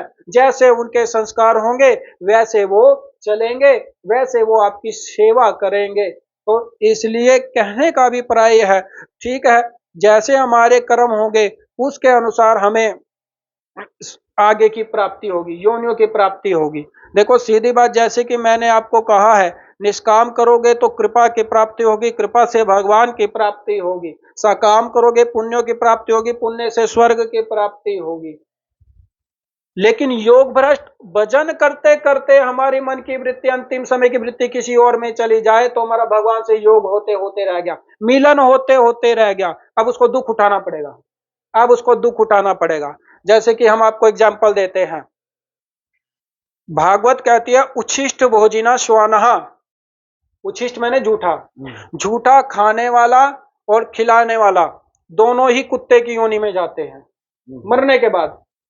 यानी कि जो कांच के बर्तनों में खाते हैं, चीनी मिट्टी के बर्तनों में खाते हैं, या नए बर्तनों में खाते हैं, ये पॉइंट है। ये जो होते हैं, ये इनमें भोजन आने से उच्छिष्ट हो जाता है, झूठा हो जाता है। इन भोजन में खाने से खाने वाला और खिलाने वाला दोनों ही कुत्ते की योनि में जाते हैं। इसलिए संत महापुरुष कभी इन बर्तनों को यूज नहीं करते, या तो स्टील के, या चांदी के, या तांबे के, या पीतल के, या फिर जो पतले होती है उनको यूज करते हैं। लेकिन इस प्रकार के बर्तन वो यूज नहीं करते, यानी झूठा खाने वाला खिलाने वाला दोनों ही कुत्ते की योनि में जाते हैं। तो आजकल माँ बाप क्या करते हैं, बच्चा भगवान का रूप होता है उसका झूठा खा लेते हैं। अरे भाई, बच्चा भगवान का रूप कैसे हो गया, कैसे हो गया? भगवान रामचरितमानस में कहते हैं, ज्ञानी प्रभु ही विशेषी प्यारा, कि भगवान को तो ज्ञानी पुरुष अच्छा लगता है। कैसा ज्ञानी पुरुष? अब मुझे बताओ, पोटी पड़ी है, बच्चा तो उसको उठा के मुंह में डाल लेगा, उसको क्या पता क्या चीज है। लेकिन एक जो व्यक्ति बड़ा है, जो बालक नहीं है, वो तो उससे छी छी करेगा, वो तो उससे दूर हो जाएगा, वो थोड़ी उसको उठा सकता है। लेकिन बच्चे को ज्ञान नहीं है, इसलिए उस माँ उसके पास खड़ी रहती है, कभी ये पोटी को हाथ में उठा के मुंह में ना डाल ले।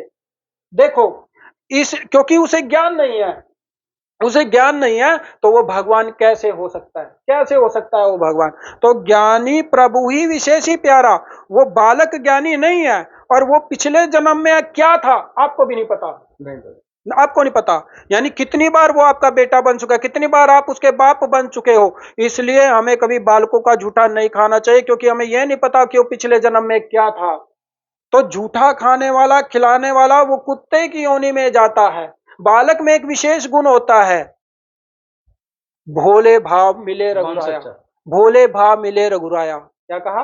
भोलापन होता है उसमें, भोले भाव मिले रघुराया। एक ने थप्पड़ मारा रोने लग गया, एक ने चॉकलेट दी तो हंसने लग गया है? तो बड़ी मम्मी ने चॉकलेट दी तो हंसने लग गया, छोटी मम्मी ने थप्पड़ मारा तो रोने लग गया। बड़ी मम्मी अच्छी, छोटी मम्मी निकम्मी। अब उसको तो नहीं पता ना क्या है। छोटे छोटे बच्चे होते हैं, पिता शरीर छोड़ देता है, वो खेल रहे हैं, बच्चे हंस रहे हैं, खेल रहे हैं, उनको नहीं पता सामने क्या पड़ा है। माँ रो रही है, बुआ रो रही है, सारे रो रहे हैं, लेकिन बच्चे खेल रहे हैं, क्योंकि उनको पता ही नहीं सामने क्या है, कि पिता सामने शरीर छोड़ गए, लेकिन उनको ज्ञान नहीं है। तो आप उसको भगवान की संज्ञा कैसे दे सकते हैं एक बच्चे को? बच्चा कभी भगवान नहीं होता, वो अपने संस्कारों का होता है। इसलिए हमें बच्चों का भी जूठा नहीं खाना चाहिए। शादियों में देखना, एक प्लेट लेंगे, उसको भर लेंगे और बच्चे भी उसी में लग रहे, माँ बाप भी उसी में लग रहे, ऐसे लग रहे जैसे एक खोर में सारे डंगर लग रहे हों। हाँ, एक खोर में सारे डंगर। अरे भाई, जब जब आपके घर में दांत साफ करने के लिए अलग अलग ब्रश हैं, एक, अरे भाई, अगर पत्नी को पति इतना प्यार करता है या बच्चों को इतना प्यार करता है, एक ही थाली में खा रहे हो, तो एक ब्रश से काम नहीं चलता क्या तुम्हारा? इतने ब्रश लाने की क्या जरूरत है भाई, मुझे बताओ। और फिर अलग अलग टावल, तो अलग अलग टावल क्यों भाई, एक टावल से काम नहीं चलता क्या? वैसे तो जूठा खा लेंगे, लेकिन ब्रश जूठा नहीं चलेगा, टॉवल जूठा नहीं चलेगा। यानी अरे भाई, ये क्या, अगर जो शुद्धि करनी है तो पूरी करो ना। यानी जूठा खाने वाला खिलाने वाला दोनों कुत्ते की योनि में जाते हैं। अब कभी आपने शादी देखी? शादी सारे बराती खा के चले जाते हैं, रिश्तेदार खा के चले जाते हैं। मैंने देखा एक शादी में एक वेटर कोने में मेज लगा रहा था, तो मैंने उससे पूछ लिया, भाई ये क्या कर रहा है? बोले जो बचा कुचा है ना, ये अब दूल्हा दुल्हन आएंगे उनके लिए सजाया जा रहा है। अच्छा, ये अब उनको खिलाया जाए। हम भी देख रहे थे वहां पर भाई, तो मैंने देखा उन्होंने सजा दिया वो, और सजाने के बाद दूल्हा दुल्हन आए तो वो दुल्हन क्या कर रही है, दूल्हे को खिला रही है अपना जूठा, है ना। जैसे पहले उसने रसगुल्ला लिया चम्मच में, ऐसे उसको खिलाया है, और उसका जूठा खुद खाया, अपना जूठा उसको खिलाया। अच्छा एक बात बताओ, मैंने पूछ लिया उनसे, ये बताओ भैया, ये ऐसा करने से क्या होगा? अरे पंडित जी, आपकी तो गाना बच्ची नींद आई अच्छी, आपको क्या पता शादी का क्या होता है। शादी का लड्डू जो खाए पछताए, ना खाए तो पछताए। अरे महाराज, एक आज के दिन एक दूसरे का जूठा खाने से सातों जन्म का प्रेम गाढ़ा हो जाता है, यानी सातों जन्म हमारा रिश्ता बना रहता है। तो मैंने कहा फिर ये तलाक क्यों हो रहे? अगर जूठा खाने से घर बसता तो फिर तलाक तो कभी भी नहीं होता। होता भाई ना जी, क्या? जिनके तलाक हो रहे उन्होंने एक दूसरे का जूठा चम्मच नहीं खिलाया होगा? स्टार्टिंग की या ये शुरुआत ही झूठे चम्मच तो होती है। या ये रस्म रह गई होगी। शुरुआत ही झूठे चम्मच से होती तो है। भाई वैसे भी वो शुरू में भी जूठा खाता है, आप बीच में भी जूठा खाता है, और लास्ट में भी जूठा ही खाता है। बचा कुचा बराती तो कर गए काम अपना, है। तो सीधी बात, अगर जूठा खाने से घर बसता तो कभी तलाक नहीं होता। जूठा खाने से अगर घर चलते तो घरों में लड़ाइयां नहीं होती। इसलिए हमें जूठा खाने वाला खिलाने वाला दोनों ही कुत्ते की योनि में जाते हैं। तो और कौन कौन कुत्ते की, और कौन कौन किस किस योनि में जाता है? देखो, जैसे कि मैंने आपको बताया, कर्मों के अनुसार योनि की प्राप्ति होती है, होती है कि नहीं? बिल्कुल। तो बात ये होती है, हमारे टीचर कहते थे कि सारा साल पढ़ो ना पढ़ो, लेकिन अंतिम के 3 महीने पढ़ लेना, अच्छे नंबरों से पास हो जाओगे। मैंने देखा, खुद मेरे अनुभव है अपनी स्टडी का, कि सारा साल पढ़ने वाला फेल हो जाता था, लेकिन हमारे जैसे सारा साल नहीं पढ़ते थे, लेकिन 2-3 लास्ट के महीने पढ़ते थे, अच्छे नंबरों से पास हो जाते थे। बिल्कुल ऐसे ही भजन करते करते करते करते आपने बचपन में क्या किया डजंट मैटर, आपने जवानी में क्या किया डजंट मैटर, बात अंतिम समय की है, अंतिम समय की।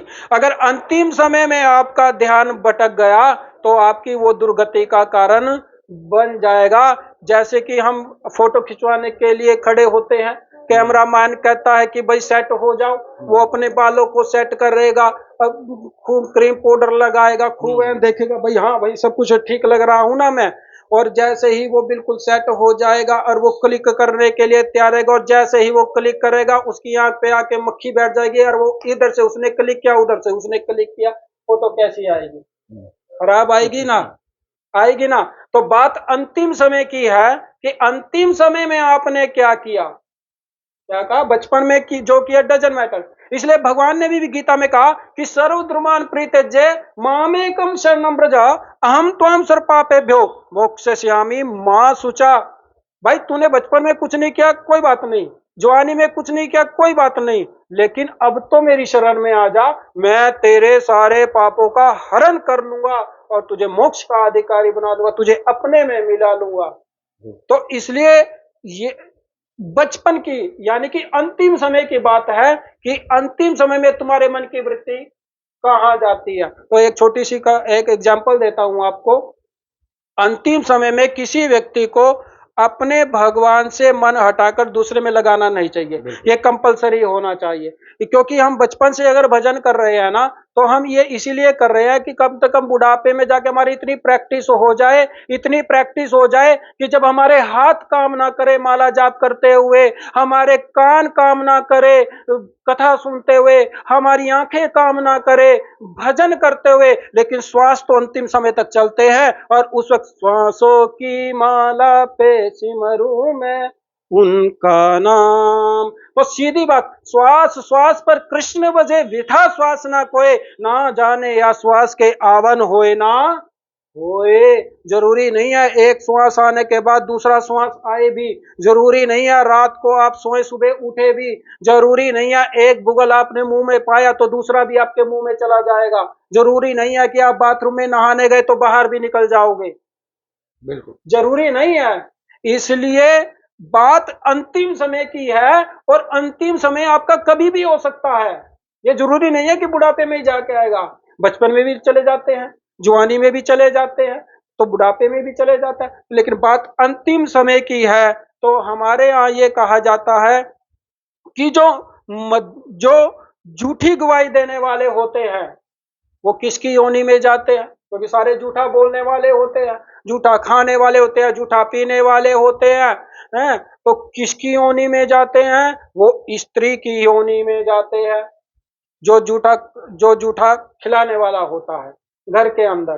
तो इसलिए ये गरुड़ पुराण की कही हुई बात बता रहा हूं। ठीक, तो खिलाने वाला खाने वाला खिलाने वाला कुत्ते की योनि में जाता है, लेकिन गरुड़ पुराण क्या कहता है, वो स्त्री की योनि में जाता है, क्योंकि सब कुछ स्त्री के हाथ में होता है, सब कुछ स्त्री के हाथ में। अच्छा देखो, मैंने जल पिया गिलास का, पिया ना, वो मेरे होठों पे लगा तो झूठा हुआ कि नहीं, हो गया। तो हाथ झूठा हुआ कि नहीं।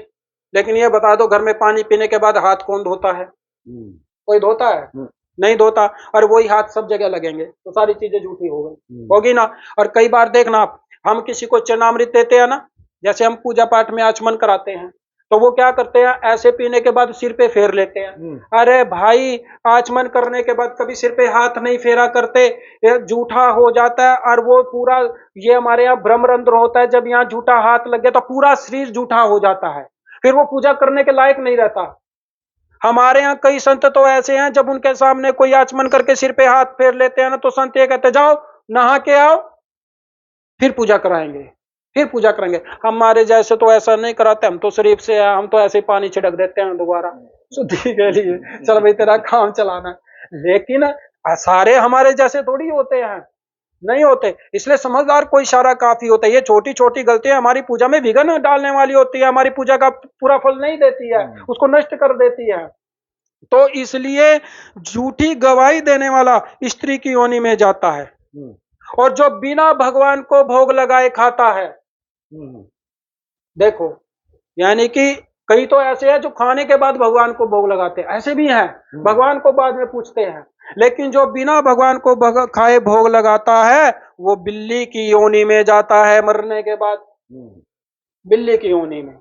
और जो कहे तेरा काम कर दूंगा, और समय आने पर वो नहीं करता, यानी प्रॉमिस कर देता है, पक्का कर देता है मैं तेरा काम करूंगा, लेकिन समय आने पर वो धोखा दे जाता है, तो ऐसा व्यक्ति मरने के बाद कहां जाता है, वो नपुंसक की योनि में जाता है, नपुंसक की योनि में। यानी वो कुछ करने वाला नहीं होता, ना इधर का होता ना उधर का होता।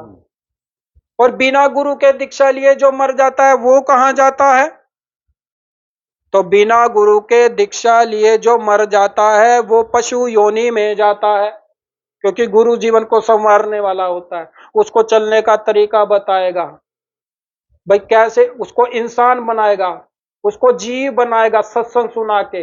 लेकिन जिनके जीवन में गुरु नहीं होता, वे तो पशु के तुल्य हो जाते हैं, और मरने के बाद पशु योनि में जाते हैं। इसलिए गुरु जरूर होना चाहिए।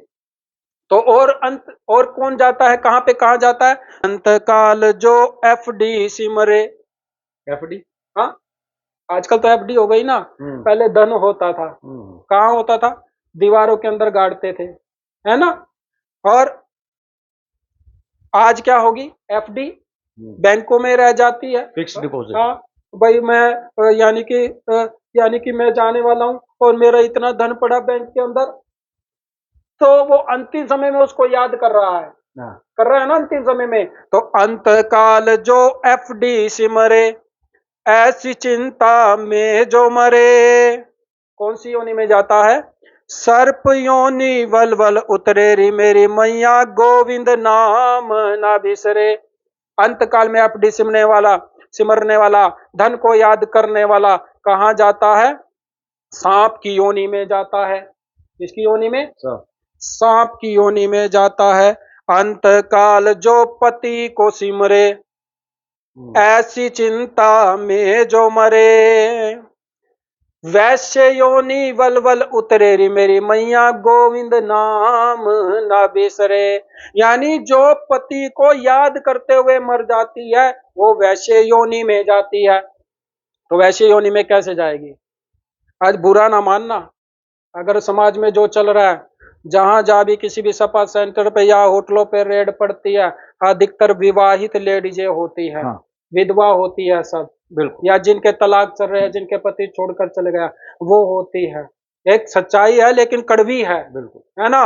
लेकिन ये एक ज्ञान की बात है कि उनको इतनी कम एज में उनका पति क्यों चला गया, या उनका तलाक क्यों हो गया, उनको वैश्य योनि क्यों अपनानी पड़ी जीते जी।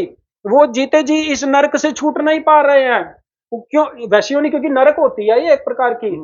तो उनको इस योनि की प्राप्ति क्या, ये मरने के बाद प्राप्त नहीं होती, ये योनि तो जीते जी प्राप्त होती है, वैश्य योनि। हमारे शास्त्र में इसको योनि बोला गया है कि वैश्य योनि की प्राप्ति, यानी कि वो स्त्री भी खुद चाहती है कि मैं इसमें कैसे पड़ गई और मैं कैसे छूटूं, वो चाह के भी नहीं छूट पा रही है उस योनि से, कि जैसे जैसे कोई भी योनि हो, वो योनि उसको प्यारी होती है, वो उसमें मरना नहीं चाहता। जैसे सांप हो, सांप की योनि, वैसे तो कहते हैं सांप को मारना पुण्य होता है ना, क्योंकि हमने उस योनि से उसको मुक्ति दिला दी, क्योंकि उसमें वो जल रहा था, जहर से जल रहा था, बिल्कुल उसको दुख हो रहा था, कष्ट हो रहा था। लेकिन हर कोई ये सोचता है कि मेरी मुक्ति हो जाए, लेकिन कोई उस मुक्ति को चाहता नहीं है। वो क्यों काटता है किसी को, वो इसलिए काटता है कभी सामने वाला मुझे मार ना दे, क्योंकि सबसे ज्यादा डरपोक सांप होता है। ऐसी बात नहीं है, ठीक है उसमें जहर होता है, लेकिन वो इतना डरपोक होता है कि उस डर में वो सामने वाले को काट लेता है और उसकी मौत हो जाती है। तो जैसे सांप को मारने से उसकी मुक्ति हो जाती है, तो बिल्कुल वैसे ही, और क्योंकि योनि है, और लेकिन सांप को मारने से तो मुक्ति होगी, लेकिन वैसे योनि को कैसे मारा जाए, ये वैसे वृत्ति को कैसे, ये भी भ्रष्टाचार का एक अंग भी है जो गुण की तरह समाज में लगा हुआ है। आज के बच्चों को भी खराब कर रहा है, जो कॉलेज में पढ़ने वाले हैं, स्कूल से जाते हैं, पार्कों में घूम रहे हैं, होटलों में जा रहे हैं, वे अपने माँ बाप से पैसे ला के घर में से उठा के झूठ बोल के ऐसा काम कर रहे हैं। भाई जो पार्टी तुम अपने घर में बना सकते हो खुली डुली अपने माता पिता के साथ, अपने रिश्तेदारों के साथ, तो आप होटलों में क्या कर रहे हो भाई सारी रात को, हैं? ये अपने घर में नहीं बनती क्या, माँ बाप कोई रोकते हैं, नहीं रोकते हैं, तो अपने घर में करो खुली डुली पार्टी। अब देखो उसने जरूर जब वो मरी होगी उसने पति को याद किया होगा, इसलिए इस जन्म में वो जल्दी छोड़ के चला गया, चाहे तलाक हुआ चाहे छोड़ के चला गया, और अब वो वैसे योनि को भोग रही है। क्योंकि बिना, मैंने करनाल में देखा सुंदर सुंदर लड़कियां रिक्शा चला रही हैं, मुझे गर्व हुआ कि मेरे देश की बेटी, उसने अपने चरित्र को नहीं बेचा, यानी इकल्ली होने के बावजूद उसने अपने चरित्र को नहीं बेचा। वो चाहती तो वो भी अपने शरीर को यूज करके पैसा कमा सकती थी, लेकिन नहीं, उसने अपने करैक्टर के साथ कोई समझौता नहीं किया, और वो ई रिक्शा चलाकर अपना पेट भर रही है। ये मेरे लिए गर्व की बात है, और मेरे लिए क्या, प्रत्येक हिंदुस्तानी के लिए और पूरे भारत के लिए गर्व की बात है कि उसने अपने करैक्टर से समझौता नहीं किया, मेहनत करना उसने पसंद किया है, हराम की रोटी खाना उसने पसंद नहीं किया, 2 नंबर की रोटी उसने खानी पसंद नहीं की, मेहनत करूंगी, मेहनत से अपने बच्चों का पेट पालूंगी। तो इसलिए अंत काल उसको वैश्य योनि क्यों प्राप्त हुई, क्योंकि उसने अंतिम समय से पति को सिमरा। इसको सिमरा, पति को सिमरा। अंत काल जो पुत्र को सिमरे, ये नानक बाबा कह रहे हैं, संतों की वाणी बड़ी अनोखी होती है, अकाट्य होती है, उसको कोई काट नहीं सकता। तो सच्ची वाणी तो अंतकाल जो पुत्र को सिमरे, ऐसी चिंता में जो मरे, तो कौन सी योनि में जाता है? अंतकाल जो पुत्र को याद करता है, अंतिम समय में सुअर योनि वल वल उतरे रे मेरी मैया गोविंद नाम ना बिसरे। वो सुअर की योनि में जाता है जो अंतिम समय में अपने पुत्रों को याद करता है। वो अंतकाल जो घर को सिमरे, ऐसी चिंता में जो मरे, कौन सी योनि में जाता है? जो अंतिम समय पर अपने घर को याद करता है, मेरी इतनी बड़ी प्रॉपर्टी है, मेरा इतना बड़ा घर है, भाई कहाँ जा गए, कहाँ गया? तो कहाँ जाएगा वो अंतिम समय में? अंतकाल जो घर को सिमरे, ऐसी चिंता में जो मरे, प्रेत योनि वल वल उतरे रे मेरी मैया गोविंद नाम ना बिसरे। जो अंतिम समय में अपने घर को याद करता है, उसकी उस घर के प्रति आसक्ति हो जाती है, और जब उसकी घर के प्रति आसक्ति हो जाती है, उसकी गति नहीं होती और वो उसी घर में घूमता रहता है, उसी घर में घूमता रहता है, और वो अपने फिर दूसरों को तंग करता है, कभी किसी को दिखाई देता है, कभी पत्नी को दिखाई देता है, कभी पति को दिखाई देता है, कभी बच्चों को दिखाई देता है वो है।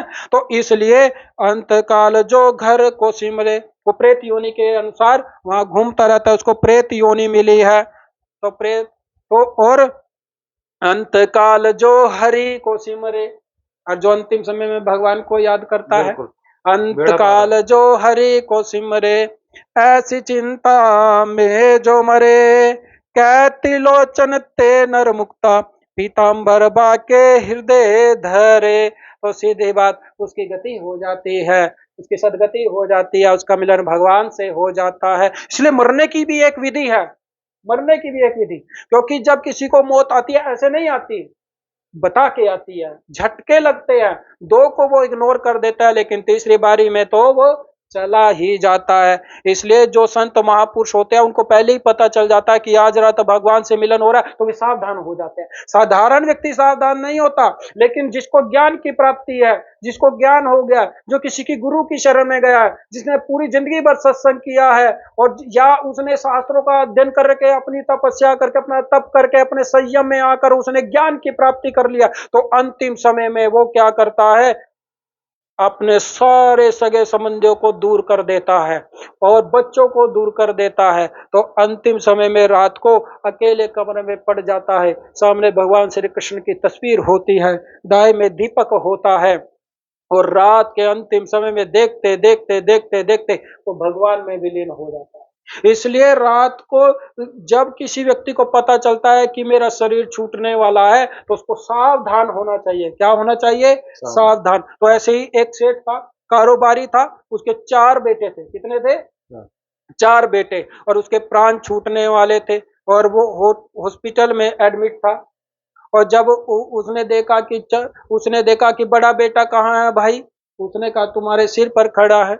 बोले दूसरे छोटा कहाँ है? तुम्हारे दाएं खड़ा है। उससे छोटा कहाँ है? तुम्हारे बाएं खड़ा है। और सबसे छोटा कहाँ है? तुम्हारे चरणों में खड़ा है। बोले मूर्खों, हरामियों, दुकान पे कौन गया है? यानी कि प्राण छूटने वाले हैं और अंतिम समय में इसको दुकान की पड़ी है, दुकान की। अरे नहीं, ऐसा याद करने वालों की तो दुर्गति होती है। तो इसलिए सीधी बात, कर्मों के अनुसार व्यक्ति की गति होती है। और हमारे भागवत में तो, हमारी भागवत के महात्म्य में तो धुंधुकारी की कथा आती है, जो गोकर्ण का भाई था, धुंधुकारी की। अपने बुरे कर्मों के कारण उसको प्रेत योनि की प्राप्ति हुई। किसकी योनि प्राप्ति हुई? प्रेत योनि की। और उसने अपने अपराधों को स्वीकार भी किया, अपने अपराधों को। और गोकर्ण से कहा भी, जब गोकर्ण ने कहा तुम कौन हो, तो धुंधुकारी ने कहा अम्भ्राता तुदीयोस्मि धुंधुकारी नामता स्वकीयेन दोषेन ब्रह्मणत्व नाशितम मया। बोले मैं तुम्हारा भाई हूं, और अपने दोषों के कारण मैंने अपने ब्रह्मत्व को समाप्त कर लिया, और मैं प्रेत की योनि में आ गया। मुझे इस योनि से मुक्ति दिलाने का प्रयास करो, अगर आपके पास कोई उपाय है? तब गोकर्ण ने भागवत कथा की और उसके 7 दिन में उसकी मुक्ति हो गई। सुंदर विमान उसको लेकर आया। तो सीधी बात, जो अपने बुरे कर्मों के कारण किसी भी योनि में चला जाता है, किसी भी योनि में, तो उसको उस योनि से मुक्ति दिलाने के लिए अपने घर में भागवत कथा जरूर करवानी चाहिए। इससे क्या होगा, उसका अगर जन्म हुआ तो उसको मनुष्य का जन्म मिलेगा, और अगर जन्म नहीं हुआ तो ये तो और अच्छी बात है, क्योंकि उसकी मुक्ति हो गई। और एक और बात, भजन करने का कितना लाभ है आप देखो, सत्संग करने का कितना लाभ है, गुरु धारण करने का कितना लाभ है। अगर मरते मरते आपको मान लो किसी और जंतु की योनि प्राप्त होगी, मान लो कुत्ते की योनि प्राप्त हो गई, उस योनि में भी आपकी याद बनी रहेगी, ये मेरा घर है, ये मेरी पत्नी है, ये मेरे बच्चे हैं। बेशक वो आपको डंडा मार रहे हैं, वो आपको भगा रहे हैं घर में से, लेकिन आप क्यों बार बार वहां आ रहे हैं? क्योंकि आपको पता है कि ये मेरा घर है, कोई लिंक है, वो तभी आ रहा है। आप कभी देखना, कई बार मंदिर के आगे जब शंख बजता तो सारे कुत्ते इकट्ठे हो जाते हैं, हाँ जी, हैं? ऐसा क्योंकि वो उन जरूर पिछले जन्म में उन्होंने कोई ना कोई भजन किया होगा, उस भजन का प्रताप है कि अब वो उस योनि में भी अपनी मुक्ति की इच्छा कर रहे हैं कि हम किसी के चक्कर में नहीं फंसेंगे। अगर किसी कथा को सुनने के लिए कोई बंदर आ जाए, अगर कोई उस कथा में कुत्ता आ जाए, अगर कोई पक्षी आ जाए, तो सीधी बात वो अपने संस्कारों के कारण वहां पर आया है। तो ठीक इसलिए कर्मण्य जायते जंतु कर्मण्य विलियते, कर्मों के द्वारा व्यक्ति का जन्म होता है और कर्मों के द्वारा ही उसका मरण होता है। मैं ਤੁਹਾਨੂੰ ਇੱਕ ਗੱਲ ਸੁਣਾਵਾਂ। ਮੇਰੇ ਘਰ ਨਾ ਹੈਗੀ ਸੀ ਤੋਤਾ ਹੈਗਾ ਸੀ, ਤੋਤਾ ਤੇ 100 ਮਹਾਮ੍ਰਿਤੁੰਜੈ ਮੰਤਰ ਕਰਵਾਇਆ ਸੀ ਹਵਨ 108 ਵਾਰ ਦਾ। ਉਹਨੇ ਵੀ ਸੁਣਿਆ, ਅਸੀਂ ਉਹਨੂੰ ਬੜਾ ਪਿਆਰ ਕਰਦੇ ਹੁੰਦੇ ਸੀ। ਤੇ ਅਗਲੇ ਦਿਨ ਹੀ ਨਾ ਮੇਰੇ ਨਾ ਛੋਟੀ ਜਿਹੀ ਉਹਨੇ ਨਾ ਦੰਦੀ ਮਾਰਤੀ, ਪਿਆਰ ਜੀ, ਮੈਂ ਬਸ ਇੰਝ ਹੀ ਛਿੜਕਿਆ, ਉਹਦਾ ਸਿਰ ਲੱਗਾ ਦੀਵਾਰ ਤੇ ਜਾ ਕੇ, ਛੱਡ ਗਈ ਆਪਣਾ ਸਰੀਰ ਉਹ। ਮਤਲਬ ਇੱਕ ਦਿਨ ਪਹਿਲੇ 108 ਵਾਰ ਜਿਹੜਾ ਸੀ ਹਵਨ ਕਰਵਾਇਆ ਸੀ ਨਾ महामृत्युंजय ਦਾ, वो अपनी योनि छड़ गई। बिल्कुल, ये देखो मुक्ति का कारण होता है। अगर इस प्रकार आपने कोई अच्छा कर्म किया और उसको शरीर छोड़ देता है, ये उसकी मुक्ति का कारण होता है। मैं बड़ा थोड़ा जिहा होया, मेरा मन बड़ा दुखी होया, मैं क्या की हो गया मेरे तो, पर नहीं, मैं सोचा, मैं कहा नहीं, उन्हें पूरा 108 मंत्र सुने महामृत्युंजय दे, अगले दिन वो अपना प्राण छड़ गई। तो ये होता है, प्रभाव होता है। तो जैसे हम कहीं भागवत करने जाते हैं ना, कई घर पे करते हैं या कई मंदिर में करते हैं, तो कराने वाले से पूछ लेते हैं, कोई आपके घर के पास कोई ऐसा व्यक्ति तो नहीं है जो मंजे पर पड़ा हुआ है, जो तड़प रहा है? बोले क्यों? बोले इस भागवत की वाइब्रेशन इतनी होती है कि इसका प्रभाव उस पर पड़ेगा, बेशक तुम करा रहे हो, ऊर्जा तो बहुत है जी, लेकिन उसकी मुक्ति हो जाएगी। और तुम कहोगे कि हमने तो अपने घर में भागवत कराई और पड़ोस में ये हो गया, तो तुम्हारे अंदर वहम हो जाएगा। वहम हो जाएगा तो वहम का तो कोई इलाज नहीं है। तो इस बात को कौन समझेगा कि उसकी एनर्जी से, उसकी वाइब्रेशन से उसकी मुक्ति हो गई? इस बात को कौन समझेगा? तो इसलिए कहने का अभिप्राय ये है कि हमें अपने विचारों को पॉजिटिव रखते हुए अपने गुरु से मिले सत्संग को यूज करना चाहिए, उनके विचारों को यूज करना चाहिए, उनके ज्ञान को यूज करना चाहिए, आध्यात्मिकता को यूज करना चाहिए। तो सीधी बात, वो हमारे सुख का, हमारे आनंद का, हमारी शांति का और हमारी सफलताओं का कारण बन जाएगा। तो अभी मैं ये भी बताऊंगा कि देखो, जब व्यक्ति शरीर छोड़ देता है, जैसे शरीर छोड़ने के बाद उनकी फोटो लगाई जाती है, उनकी फोटो किस दिशा में लगानी चाहिए? देखो, पहली बात तो हमारे यहाँ ये भी कहा गया कि उनकी फोटो नहीं लगानी चाहिए जब शरीर छोड़ देते हैं। क्यों? क्योंकि उनको बेड में रख देना चाहिए, लपेट के किसी कपड़े में। क्यों नहीं लगानी चाहिए? इसका कारण बताया। वो इसलिए नहीं लगानी चाहिए क्योंकि जब भी आपकी नजर उस पर पड़ेगी, आपको बार बार याद आएगी, और बार बार याद आने के कारण आपकी रोनी आएगी, और जब आपकी रोनी आएगी तो जब वो व्यक्ति शरीर छोड़कर गया है, वो देखेगा ये मेरे लिए कितनी रो रही है, तो वो जा नहीं पाएगा, वो भी तंग होएगा, तो वो तंग होएगा, वो जा नहीं पाएगा, वो उसके रोने के कारण वो नीचे ही आ जाएगा। तो गरुड़ पुराण कहते हैं, जब व्यक्ति शरीर छोड़कर जाता है और हम उसके लिए रोते हैं, तो वो जो शरीर छोड़कर गया उसके मार्ग में इतने बड़े बड़े खड्डे बन जाते हैं जिससे आगे जाने में उसको तकलीफ होती है। इसलिए जब कोई व्यक्ति मर जाता है तो रोना भी नहीं चाहिए, ये गरुड़ पुराण कहते हैं। रोने का एक समय होता है, ये गरुड़ पुराण ने निश्चित किया है कि रोने का एक समय होता है, जिस समय रोना चाहिए उस समय रो, लेकिन यह नहीं कि हर व्यक्ति रो रहे। क्या कहा? तुम्हारे रोने से कोई आने वाला नहीं है। तो इसलिए कहने का अभिप्राय है कि हमें वो फोटो नहीं लगानी चाहिए, नहीं तो हम बार बार उसको याद करते हुए रोते रहेंगे। रोने के कारण वो उसकी दुर्गति होगी, वो ऊपर नहीं जा पाएगा, सियाने अच्छी कहते तरह की गति हैं होगी। ਵੱਡਿਆਂ ਦਾ आशीर्वाद है तो ये बात जो समझेगा ये उनके लिए है ना, लेकिन जो बार बार रो रहा है उनको कौन समझाएगा? अब बताइए ना, चाहना तो समझ जाएगा, लेकिन आम आदमी तो नहीं समझेगा जिसकी अटैचमेंट थी। मान लो किसी का पति चला जाता है, वो तो बार बार रोएगी ना उसको देख के, उसके मन को कौन संभालेगा? मुझे बताओ। वो तो जब भी नजर उसके ऊपर पड़ेगी ना, आए वो ऐसा था, आज वो ऐसा होता, आज हम ऐसे होते, वो तो 10 साल बाद भी रोएगी उसको देख के है। तो इसलिए कहने का अभिप्राय ये है कि वो जो फोटो है वो लपेट के रख देनी चाहिए, ताकि हमें उनकी याद ना आए। व्यक्ति की मौत कब होती है? वास्तव में शरीर छोड़ने पर व्यक्ति की मौत नहीं होती, जब हम उसको पूरी तरह से भूल जाते हैं ना, ये समझो तब वो मर गया। लेकिन जब तक वो हमारी यादों में रहता है तब तक वो जीवित रहता है, वो मरता नहीं है। बेशक दुनियादारी की दृष्टि में उसने शरीर छोड़ दिया है, लेकिन जब तक उसकी याद बनी रहती है तब तक वो जीवित रहता है। इसलिए हमारे यहाँ कहा जाता है गुरु कभी मरता नहीं है, गुरु शरीर नहीं होता, गुरु ज्ञान स्वरूप होता है। तो क्योंकि वो अपनी ज्ञान से, अपने विचारों से जो उन्होंने अपने शिष्यों को प्रदान किया है, उसके रूप में वो हमेशा जीवित रहता है। मेरे गुरुजी ऐसे कहते थे, मेरे गुरुजी ये पहनते थे, मेरे गुरुजी ये खाते थे, मेरे गुरुजी ऐसा कहते थे, हम ऐसा करेंगे, हम अपने गुरु के नियम को फॉलो करेंगे, तो वो जीवित रहते हैं। विचारों से गुरु हमेशा जीवित रहता है, वो कभी मरता नहीं है। तो इसलिए कभी भी आम आदमी को उनकी फोटो नहीं लगानी चाहिए, या फिर उनका मन इतना सशक्त होना चाहिए, इतना शक्तिवान होना चाहिए, इतना मजबूत होना चाहिए, इतनी उन्होंने साधना की होनी चाहिए, इतना उन्होंने सत्संग किया होना चाहिए कि जब सामने फोटो हो तो उनकी याद ना आए, तुम जहां भी हो सुख से रहो। अर्थात पहले दुनियादारी की सेवा में थे, अब भगवान की सेवा में हो। ये मेरे लिए सब्र की बात है, गर्व की बात है। अच्छा जिंज कोई ਵੱਡਾ ਕੋਈ ਫੰਕਸ਼ਨ ਵੀ ਕਰਨਾ ਹੋਵੇ, ਕੋਈ ਦੀਵਾਲੀ ਵੀ ਆਂਦੀ, ਪਹਿਲੇ ਲੋਕ ਪਿੱਤਰ ਪੂਜਣ ਜਾਂਦੇ ਨੇ, ਆਪਣੇ ਵੱਡੇ ਵਡੇਰਿਆਂ ਦੇ ਜਾਂਦੇ ਨੇ। ਫਿਰ ਉਸ ਤੋਂ ਬਾਅਦ ਤੁਹਾਨੂੰ ਪਤਾ ਉਸ ਤੋਂ ਪਹਿਲੇ ਸ਼ਰਾਧ ਆਉਂਦੇ ਨੇ, ਸ਼ਰਾਧ 'ਚ ਵੀ ਕਹਿੰਦੇ ਆਪਣਾ ਧਰਤੀ ਲੋਕ ਤੇ ਆਉਂਦੇ ਨੇ, ਸਾਰੇ ਪਿੱਤਰ ਆਉਂਦੇ ਨੇ। हाँ बिल्कुल आते हैं, वो ठीक है, वो तो ठीक है। वो तो देखो पितरलोक अलग होता है, हाँ तो पितरलोक में ही सारे पितर रहते हैं। बिल्कुल। और वो श्राद्ध के जब चलते हैं तब उनको बुलाने की जरूरत नहीं होती घर पे, वो अपने ऑटोमेटिक आए हुए होते हैं, और किसी दिन नहीं आए होते, ऑटोमेटिक आए हुए होते हैं। जो तो अभी हाँ, तो अभी देखो, तो फोटो कैसे लगानी चाहिए? एक तो मैंने बताया आपको नहीं लगानी चाहिए, उसे बंद करके रख दो, ठीक। और दूसरी, अगर आप लगा भी रहे हो तो फोटो का मुख किधर होना चाहिए? दक्षिण दिशा की तरफ होना चाहिए। किधर होना चाहिए?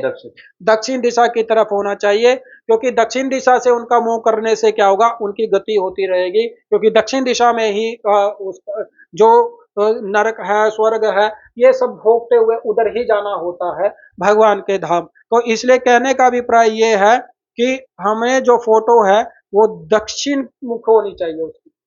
उसकी फोटो कैसी होनी चाहिए? दक्षिण मुखी होनी चाहिए। हार पाना चाहिए, माला पानी चाहिए। हाँ, हार डाल सकते हैं, उसमें कोई दिक्कत नहीं है। तो पूजा का एक अंग, उनका रिस्पेक्ट किया जा रहा है, हार डालने से कुछ नहीं है। नहीं नहीं, हार डाल सकते हैं। ਅੱਛਾ ਮੈਨੂੰ ਇੱਕ ਲਾਸਟ ਇੱਕ ਹੋਰ ਗੱਲ ਦਾ ਜਵਾਬ ਦੇ ਦਿਓ। ਜਿਹੜਾ ਘਰਾਂ 'ਚ ਪੀਪਲ ਤੁਸੀਂ ਕਹਿ ਰਹੇ ਨਾ, ਪੀਪਲ ਕਾਰਬਨ ਆਪਣਾ ਆਕਸੀਜਨ ਦਿੰਦਾ, ਪੀਪਲ ਆਕਸੀਜਨ ਦਿੰਦਾ ਵਾ, ਤੇ ਘਰਾਂ ਵਿੱਚ ਪੀਪਲ ਜਿਹੜੇ ਉੱਗ ਜਾਂਦੇ ਨੇ ਉਹ ਸ਼ੁਭ ਮੰਨੇ ਜਾਂਦੇ ਨੇ? ये शुभ नहीं होता वैसे तो। अगर घर पे लोग वहम बड़ा कर लेते, पीपल उग गया। शुभ कब होता है? अगर आपके गमले में अपने आप हो गया। अच्छा, गमले जो हो गया पीपल, अगर गमले में अपने आप हो जाता है, दीवारों में निकल जाता है, नहीं दीवारों में निकल जाता है, टंकी के नीचे निकल जाता है, वो तो शुभ नहीं होता, क्योंकि ये बड़े पेड़ होते हैं। ये वैसे तो अशुभ नहीं होते, ये शुभ ही होते हैं, लेकिन वो हमारे लिए अशुभ क्यों होते हैं? क्योंकि इनकी जड़ें बड़ी दूर दूर तक फैल जाती हैं। ये बड़े होते हैं, बड़े आकार के, इसलिए ये पूरी द्वार को क्या, पूरे घर को उखाड़ फेंकते हैं। इसलिए हमारे लिए वहां घर में अपने आप होना अशुभ होता है। लेकिन पीपल की विशेषता होती है, बड़ की विशेषता होती है, ये अच्छा हो ही जाते हैं दीवारों में या टंकी के नीचे। वो क्यों होते हैं? जड़ा वड्डी होती है ना। हाँ, वो क्यों होते हैं मैं बताता हूँ। जो पक्षी होते हैं वो इनके फल को खाते हैं। पीपल पे गोल गोल लगता है, बड़ पे भी लगता है, तो वो पीपल खाते हैं, बंदर खाते हैं। तो वो जब पोटी करते हैं ना, बीट करते हैं या बंदर पोटी करता है, तो वो बीज उसके अंदर आ जाते हैं। वो बारिश के कारण या किसी पानी के कारण जब वो धूप में सूखते हैं तो वो उनमें चले जाते हैं, तो वो उनमें फूट जाते हैं। तो इसलिए कभी भी देखना, ये अपने आप उगाओगे तो नहीं उगेगा, और दीवारों में अपने आप हो जाता है, तो टंकियों के नीचे अपने आप हो जाता है। तो दोस्तों देखो, इस रूप में है कि पूरा घर खराब हो जाएगा। तो होना ये चाहिए, अगर आपको लग रहा है कि आपकी दीवार में कोई पीपल हो भी गया है, आम बंदा नहीं काट सकता उन्हें। तो उसे क्षमा मांगो, हाँ। और क्षमा कहकर उसको उखाड़ो और किसी खेत में लगा दो। आम बंदा भी कर लेंगे, हाँ उखाड़ लेगा। हाँ, उसे प्रार्थना करो ना, प्रार्थना करके कि भाई हम आपको इस स्थान से दूसरा स्थान दे रहे ਸਿਆਣੇ हैं। ਕਹਿੰਦੇ ਆ ਉਹਨੂੰ ਪੁੱਟਣ ਲੱਗੇ ਤੋੜਨ ਲੱਗੇ ਉਹਨੂੰ ਪਿੱਠ ਕਮਰ ਦਾ ਰੋਗ ਹੋ ਜਾਂਦਾ। अभी ये तो मुझे नहीं पता, देखो बड़े बड़ों ने क्या कहा, लेकिन मैं तो इसका तरीका बता सकता हूँ। मतलब कोई अशुभ नहीं है, कुछ नहीं है, देखो, सिर्फ जड़ा ही होंदियां ਉਹਨਾਂ ਦੀਆਂ ਜ਼ਿਆਦਾ। पीपल शुभ होता है, आम का पेड़ भी शुभ होता है, बिल्कुल। केले का पेड़ भी शुभ होता है। जब इनको गमले में लगाया जाता है तो ये शो पीस के रूप में काम करते हैं, इनकी पूजा होती है, इनकी जड़ें नहीं फैलती। कभी भी देखना, ये बड़े नहीं होंगे। हमने भी लगा रखे, हमारे घरों में भी है, लेकिन जब ये दीवार में हो जाते हैं तब ये अशुभ हो जाते हैं। अच्छा, अशुभ हो जाता तो इसका मतलब ये मैं आपको बता रहा हूँ ना उसका तरीका। अगर आपको लग रहा है कि यार कोई पेड़ हो गया है, तो आप उसको दूसरा स्थान दे दिए ना, ये तो आपके हाथ में है। उसको पार्क में लगाइए, उसको खेत में लगाइए, उसको मंदिर में लगाइए, उसको गमले में लगाइए। अगर आप ऐसा करते हो, मान लो आप गमले में लगा लेते हो, आपके लिए अच्छा है। क्या अच्छा है? आपको मंदिर में जाने की जरूरत नहीं। उखाड़ के सही जगह लगाना। हाँ, उखाड़ के उसको सही जगह लगाओ, बिल्कुल, जिससे उसका लाभ सबको मिले। ठीक है, तो वो आपके लिए ठीक हो जाएगा, कोई दिक्कत ਤੇ नहीं। ਬਹੁਤ ਅੱਜ ਇੱਕ ਅੱਛਾ ਸਾਡਾ ਇੱਕ ਅਲੱਗ ਪੋਡਕਾਸਟ ਜਿਹੜਾ ਅੱਜ ਬਣਿਆ ਵਾ ਨਾ ਗਿਆਨ ਹੈਗਾ ਇਸ ਐਪੀਸੋਡ ਦੇ ਵਿੱਚ। ਸਾਰਾ ਕੁਝ ਇਸ ਐਪੀਸੋਡ ਦੇ ਜ਼ਰੀਏ ਤੁਹਾਨੂੰ ਪੂਰੀ ਨੌਲੇਜ, ਪੂਰਾ ਗਿਆਨ ਤੁਹਾਨੂੰ ਪ੍ਰਾਪਤ ਹੋਏਗਾ। ਤੁਸੀਂ ਐਪੀਸੋਡ ਇੱਕ ਵੀ ਇਹਦਾ ਪੁਆਇੰਟ ਮਿਸ ਨਾ ਕਰਿਓ। ਬੜੇ ਹੀ ਤੁਹਾਡੇ ਜੀਵਨ 'ਚ ਇਹ ਗੱਲਾਂ ਜਿਹੜੀਆਂ ਸਵਾਮੀ ਜੀ ਨੇ ਦੱਸੀਆਂ ਬੜੇ ਹੀ ਕੰਮ ਆਉਣਗੀਆਂ। ਅਦਭੁਤ ਗੱਲਾਂ ਗਈਆਂ, ਅਦਭੁਤ ਰਹੱਸ ਹੈਗੇ ਨੇ ਕੀ ਸਾਨੂੰ ਕਰਨਾ ਚਾਹੀਦਾ ਲਾਈਫ 'ਚ, ਕੀ ਨਹੀਂ ਕਰਨਾ ਚਾਹੀਦਾ। ਸਭ ਕੁਝ ਸਵਰਗ ਤੇ ਨਰਕ ਸਭ ਕੁਝ ਸਾਡੇ ਅੱਖਾਂ ਦੇ ਅੱਗੇ ਹੈਗਾ ਵਾ। ਅਸੀਂ ਬਣਾ ਸਕਦੇ ਆ ਆਪਣਾ ਰਸਤਾ ਕਿ ਉਹਨੂੰ ਸਵਰਗ ਵਾਸਤੇ ਲੈ ਕੇ ਜਾਣਾ ਕਿ ਨਰਕ ਵਾਸਤੇ ਲੈ ਕੇ ਜਾਣਾ। ਕਿਉਂ ਸਵਾਮੀ ਜੀ? बिल्कुल जी, बिल्कुल। ਤੇ ਲਾਸਟ ਵਿੱਚ ਕੀ ਕਹੋਗੇ ਸਾਡੇ ਦਰਸ਼ਕਾਂ ਨੂੰ? तो ਅੱਛਾ ਇੱਕ ਐਪੀਸੋਡ ਰਿਹਾ ਵਾ, ਬੜਾ ਇੱਕ ਗਿਆਨ ਦੀਆਂ ਗੱਲਾਂ ਅੱਜ ਦੇਖਣ ਨੂੰ ਮਿਲੀਆਂ, ਸੁਣਨ ਨੂੰ मिलियां ਤੁਹਾਡੇ ਜ਼ਰੀਏ। जय हो, जय हो, धन्यवाद। तो अंतिम समय में जाते जाते आप लोगों से यही कहूंगा कि कलयुग केवल नाम आधारा, सिमर सिमर नर उतर ही पारा। यही कहूंगा कि कलयुग में जो नाम जो है वो बहुत से पार ले जाने वाला होता है। इसलिए अधिक से अधिक भगवान के नाम का जाप हो, चाहे आप उल्टा जाप करो, चाहे आप सीधा जाप करो, चाहे आप पढ़े लिखे हो, चाहे अनपढ़ हो, लेकिन भगवान का नाम जरूर आपको लेना चाहिए। क्योंकि सीधी बात, जब किसान खेत में बीज डालता है तो बीज डालते वो ये नहीं देखता बीज उल्टा गिर रहा है या सीधा गिर रहा है, लेकिन वो अपना कर्म ईमानदारी से करता जाता है, बीज डालता जाता है और फसल उसकी अच्छी होती है। बिल्कुल ऐसे ही आप सीधा नाम लो भगवान का, चाहे उल्टा नाम लो, चाहे नहा के लो, चाहे बिना नहाए लो, जैसे रो के लो, हंस के लो, खा के लो, पी के लो। भगवान ने गीता में कहा है, तस्मा सर्वेषु कालेषु माम अनुस्मर्युध्य च।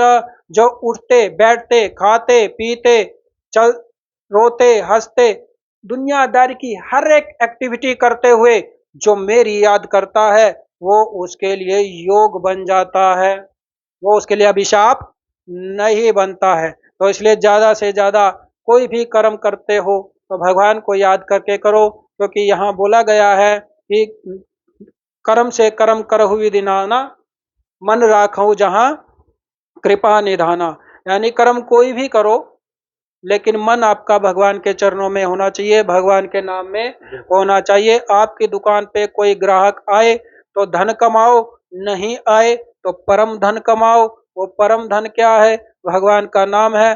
धन कमाओगे साथ में नहीं जाएगा, लेकिन भगवान का नाम आपके साथ जरूर जाएगा। आज जितनी भी वीडियो बनी है, जितने भी विचार आपको दिया है, तो इन विचार में अच्छी अच्छी शिक्षाएं भी है। क्या अनेक शिक्षाएं हैं कि सबसे पहले तो जल्दी उठना चाहिए। ये भी सबसे बड़ी शिक्षा है, क्योंकि हर कोई नहीं जल्दी उठने का प्रयास करता है। आज के समय में तो कोई, वैसे तो हमें सूर्य नारायण का दर्शन करना होता है, लेकिन आज तो कल तो सूर्य नारायण ही हमारा दर्शन कर रहा है। तो इसलिए हमें जल्दी से जल्दी उठना चाहिए, क्योंकि जैसा कि मैंने बताया कि रात के अंतिम पैरों में एक दौलत लुटती रहती है। जो जागता है सो पाता है, जो सोता है सो खोता है। खोता भी है वो, खो भी देता है, दोनों ही है। दोनों ही है। इसलिए सुबह जल्दी उठना चाहिए। जो जल्दी उठता है उनके सारे काम जल्दी हो जाते हैं, जो लेट उठता है वो सारे काम उसके लेट होते चले जाते हैं। जल्दी उठना चाहिए, और जल्दी उठने के साथ ही भगवान का ध्यान, पूजा पाठ सबको करना चाहिए। पहले भगवान का नाम, फिर भोजन, फिर नाश्ता करना चाहिए। तो हमारे यहाँ बोला गया है, इससे एक और शिक्षा मिलती है, पहले भजन और फिर भोजन। पहले भजन और फिर भोजन, यानी कि आपका भोजन भी आपके लिए भजन बन जाएगा, योग बन जाएगा। तो भोजन इस तरीके से आप पाएं। तो सीधी बात, दुनियादारी की हर एक एक्टिविटी करते हुए, हर काम करते हुए भगवान की याद मन में रखें, उनका नाम लेते रहें। अपने घर से जब हर एक समय अगर भगवान का नाम नहीं ले सकते, तो घर से जब आप निकलो तो ओम नमो भगवते वासुदेवाय 5 बार बोलकर निकलो, और जब घर में प्रवेश करो तब भी 5 बार ओम नमो भगवते वासुदेवाय बोलते हुए घर में प्रवेश करो। या फिर जो गुरु मंत्र आपको मिला है उसका उच्चारण करते हुए 5 बार घर से बाहर जाओ, और उच्चारण करते हुए घर में प्रवेश करो। ये आपके लिए मंगल का सूचक होगा, आपको सुख शांति देने वाला होगा, आपको आनंद की प्राप्ति कराने वाला होगा। और बताइए। बस धन्यवाद, बहुत बहुत धन्यवाद दोस्तों। एपीसोड ਨੂੰ शेयर भी करना, लाइक करना, कमेंट करना। स्वामी जी ने एक बहुत ਵਧੀਆ ਗੱਲ ਦੱਸੀ ਹੈ कि ਜਦੋਂ ਬੰਦਾ ਦੁਕਾਨ ਤੇ ਬੈੰਦਾ ਵਾ ਧਨ ਕਮਾਉਂਦਾ ਵਾ, ਜਦੋਂ ਆਪਣਾ ਗ੍ਰਾਹਕ ਨਹੀਂ ਹੁੰਦਾ ਤੇ ਪਰਮ ਧਨ ਕਮਾਉਂਦਾ ਵਾ। ਅਸੀਂ ਹੀ ਡਿਸਾਈਡ ਕਰ ਸਕਦੇ ਹਾਂ ਕਿ ਸਵਰਗ ਵੱਲ ਜਾਣਾ ਹੈ ਕਿ ਨਰਕ ਵੱਲ ਜਾਣਾ ਵਾ। ਇਹ ਤਾਂ ਬਹੁਤ ਵਧੀਆ ਇੱਕ ਅੱਛਾ ਇੱਕ ਗਿਆਨ ਇਸ ਐਪੀਸੋਡ 'ਚ ਸਾਨੂੰ ਇੱਕ ਦੇਖਣ ਨੂੰ ਸੁਣਨ ਨੂੰ ਮਿਲਿਆ। ਤੇ ਸਾਡਾ ਜਿਹੜਾ ਨੈਕਸਟ ਐਪੀਸੋਡ ਹੋਏਗਾ, ਹੁਣੇ ਹੀ ਮੇਰੇ ਮਨ 'ਚ ਆ ਗਿਆ ਵਾ, ਉਹ ਮੈਂ ਤੁਹਾਡੇ ਨਾਲ ਸ਼ੇਅਰ ਕਰ ਦਿੰਦਾ ਵਾ।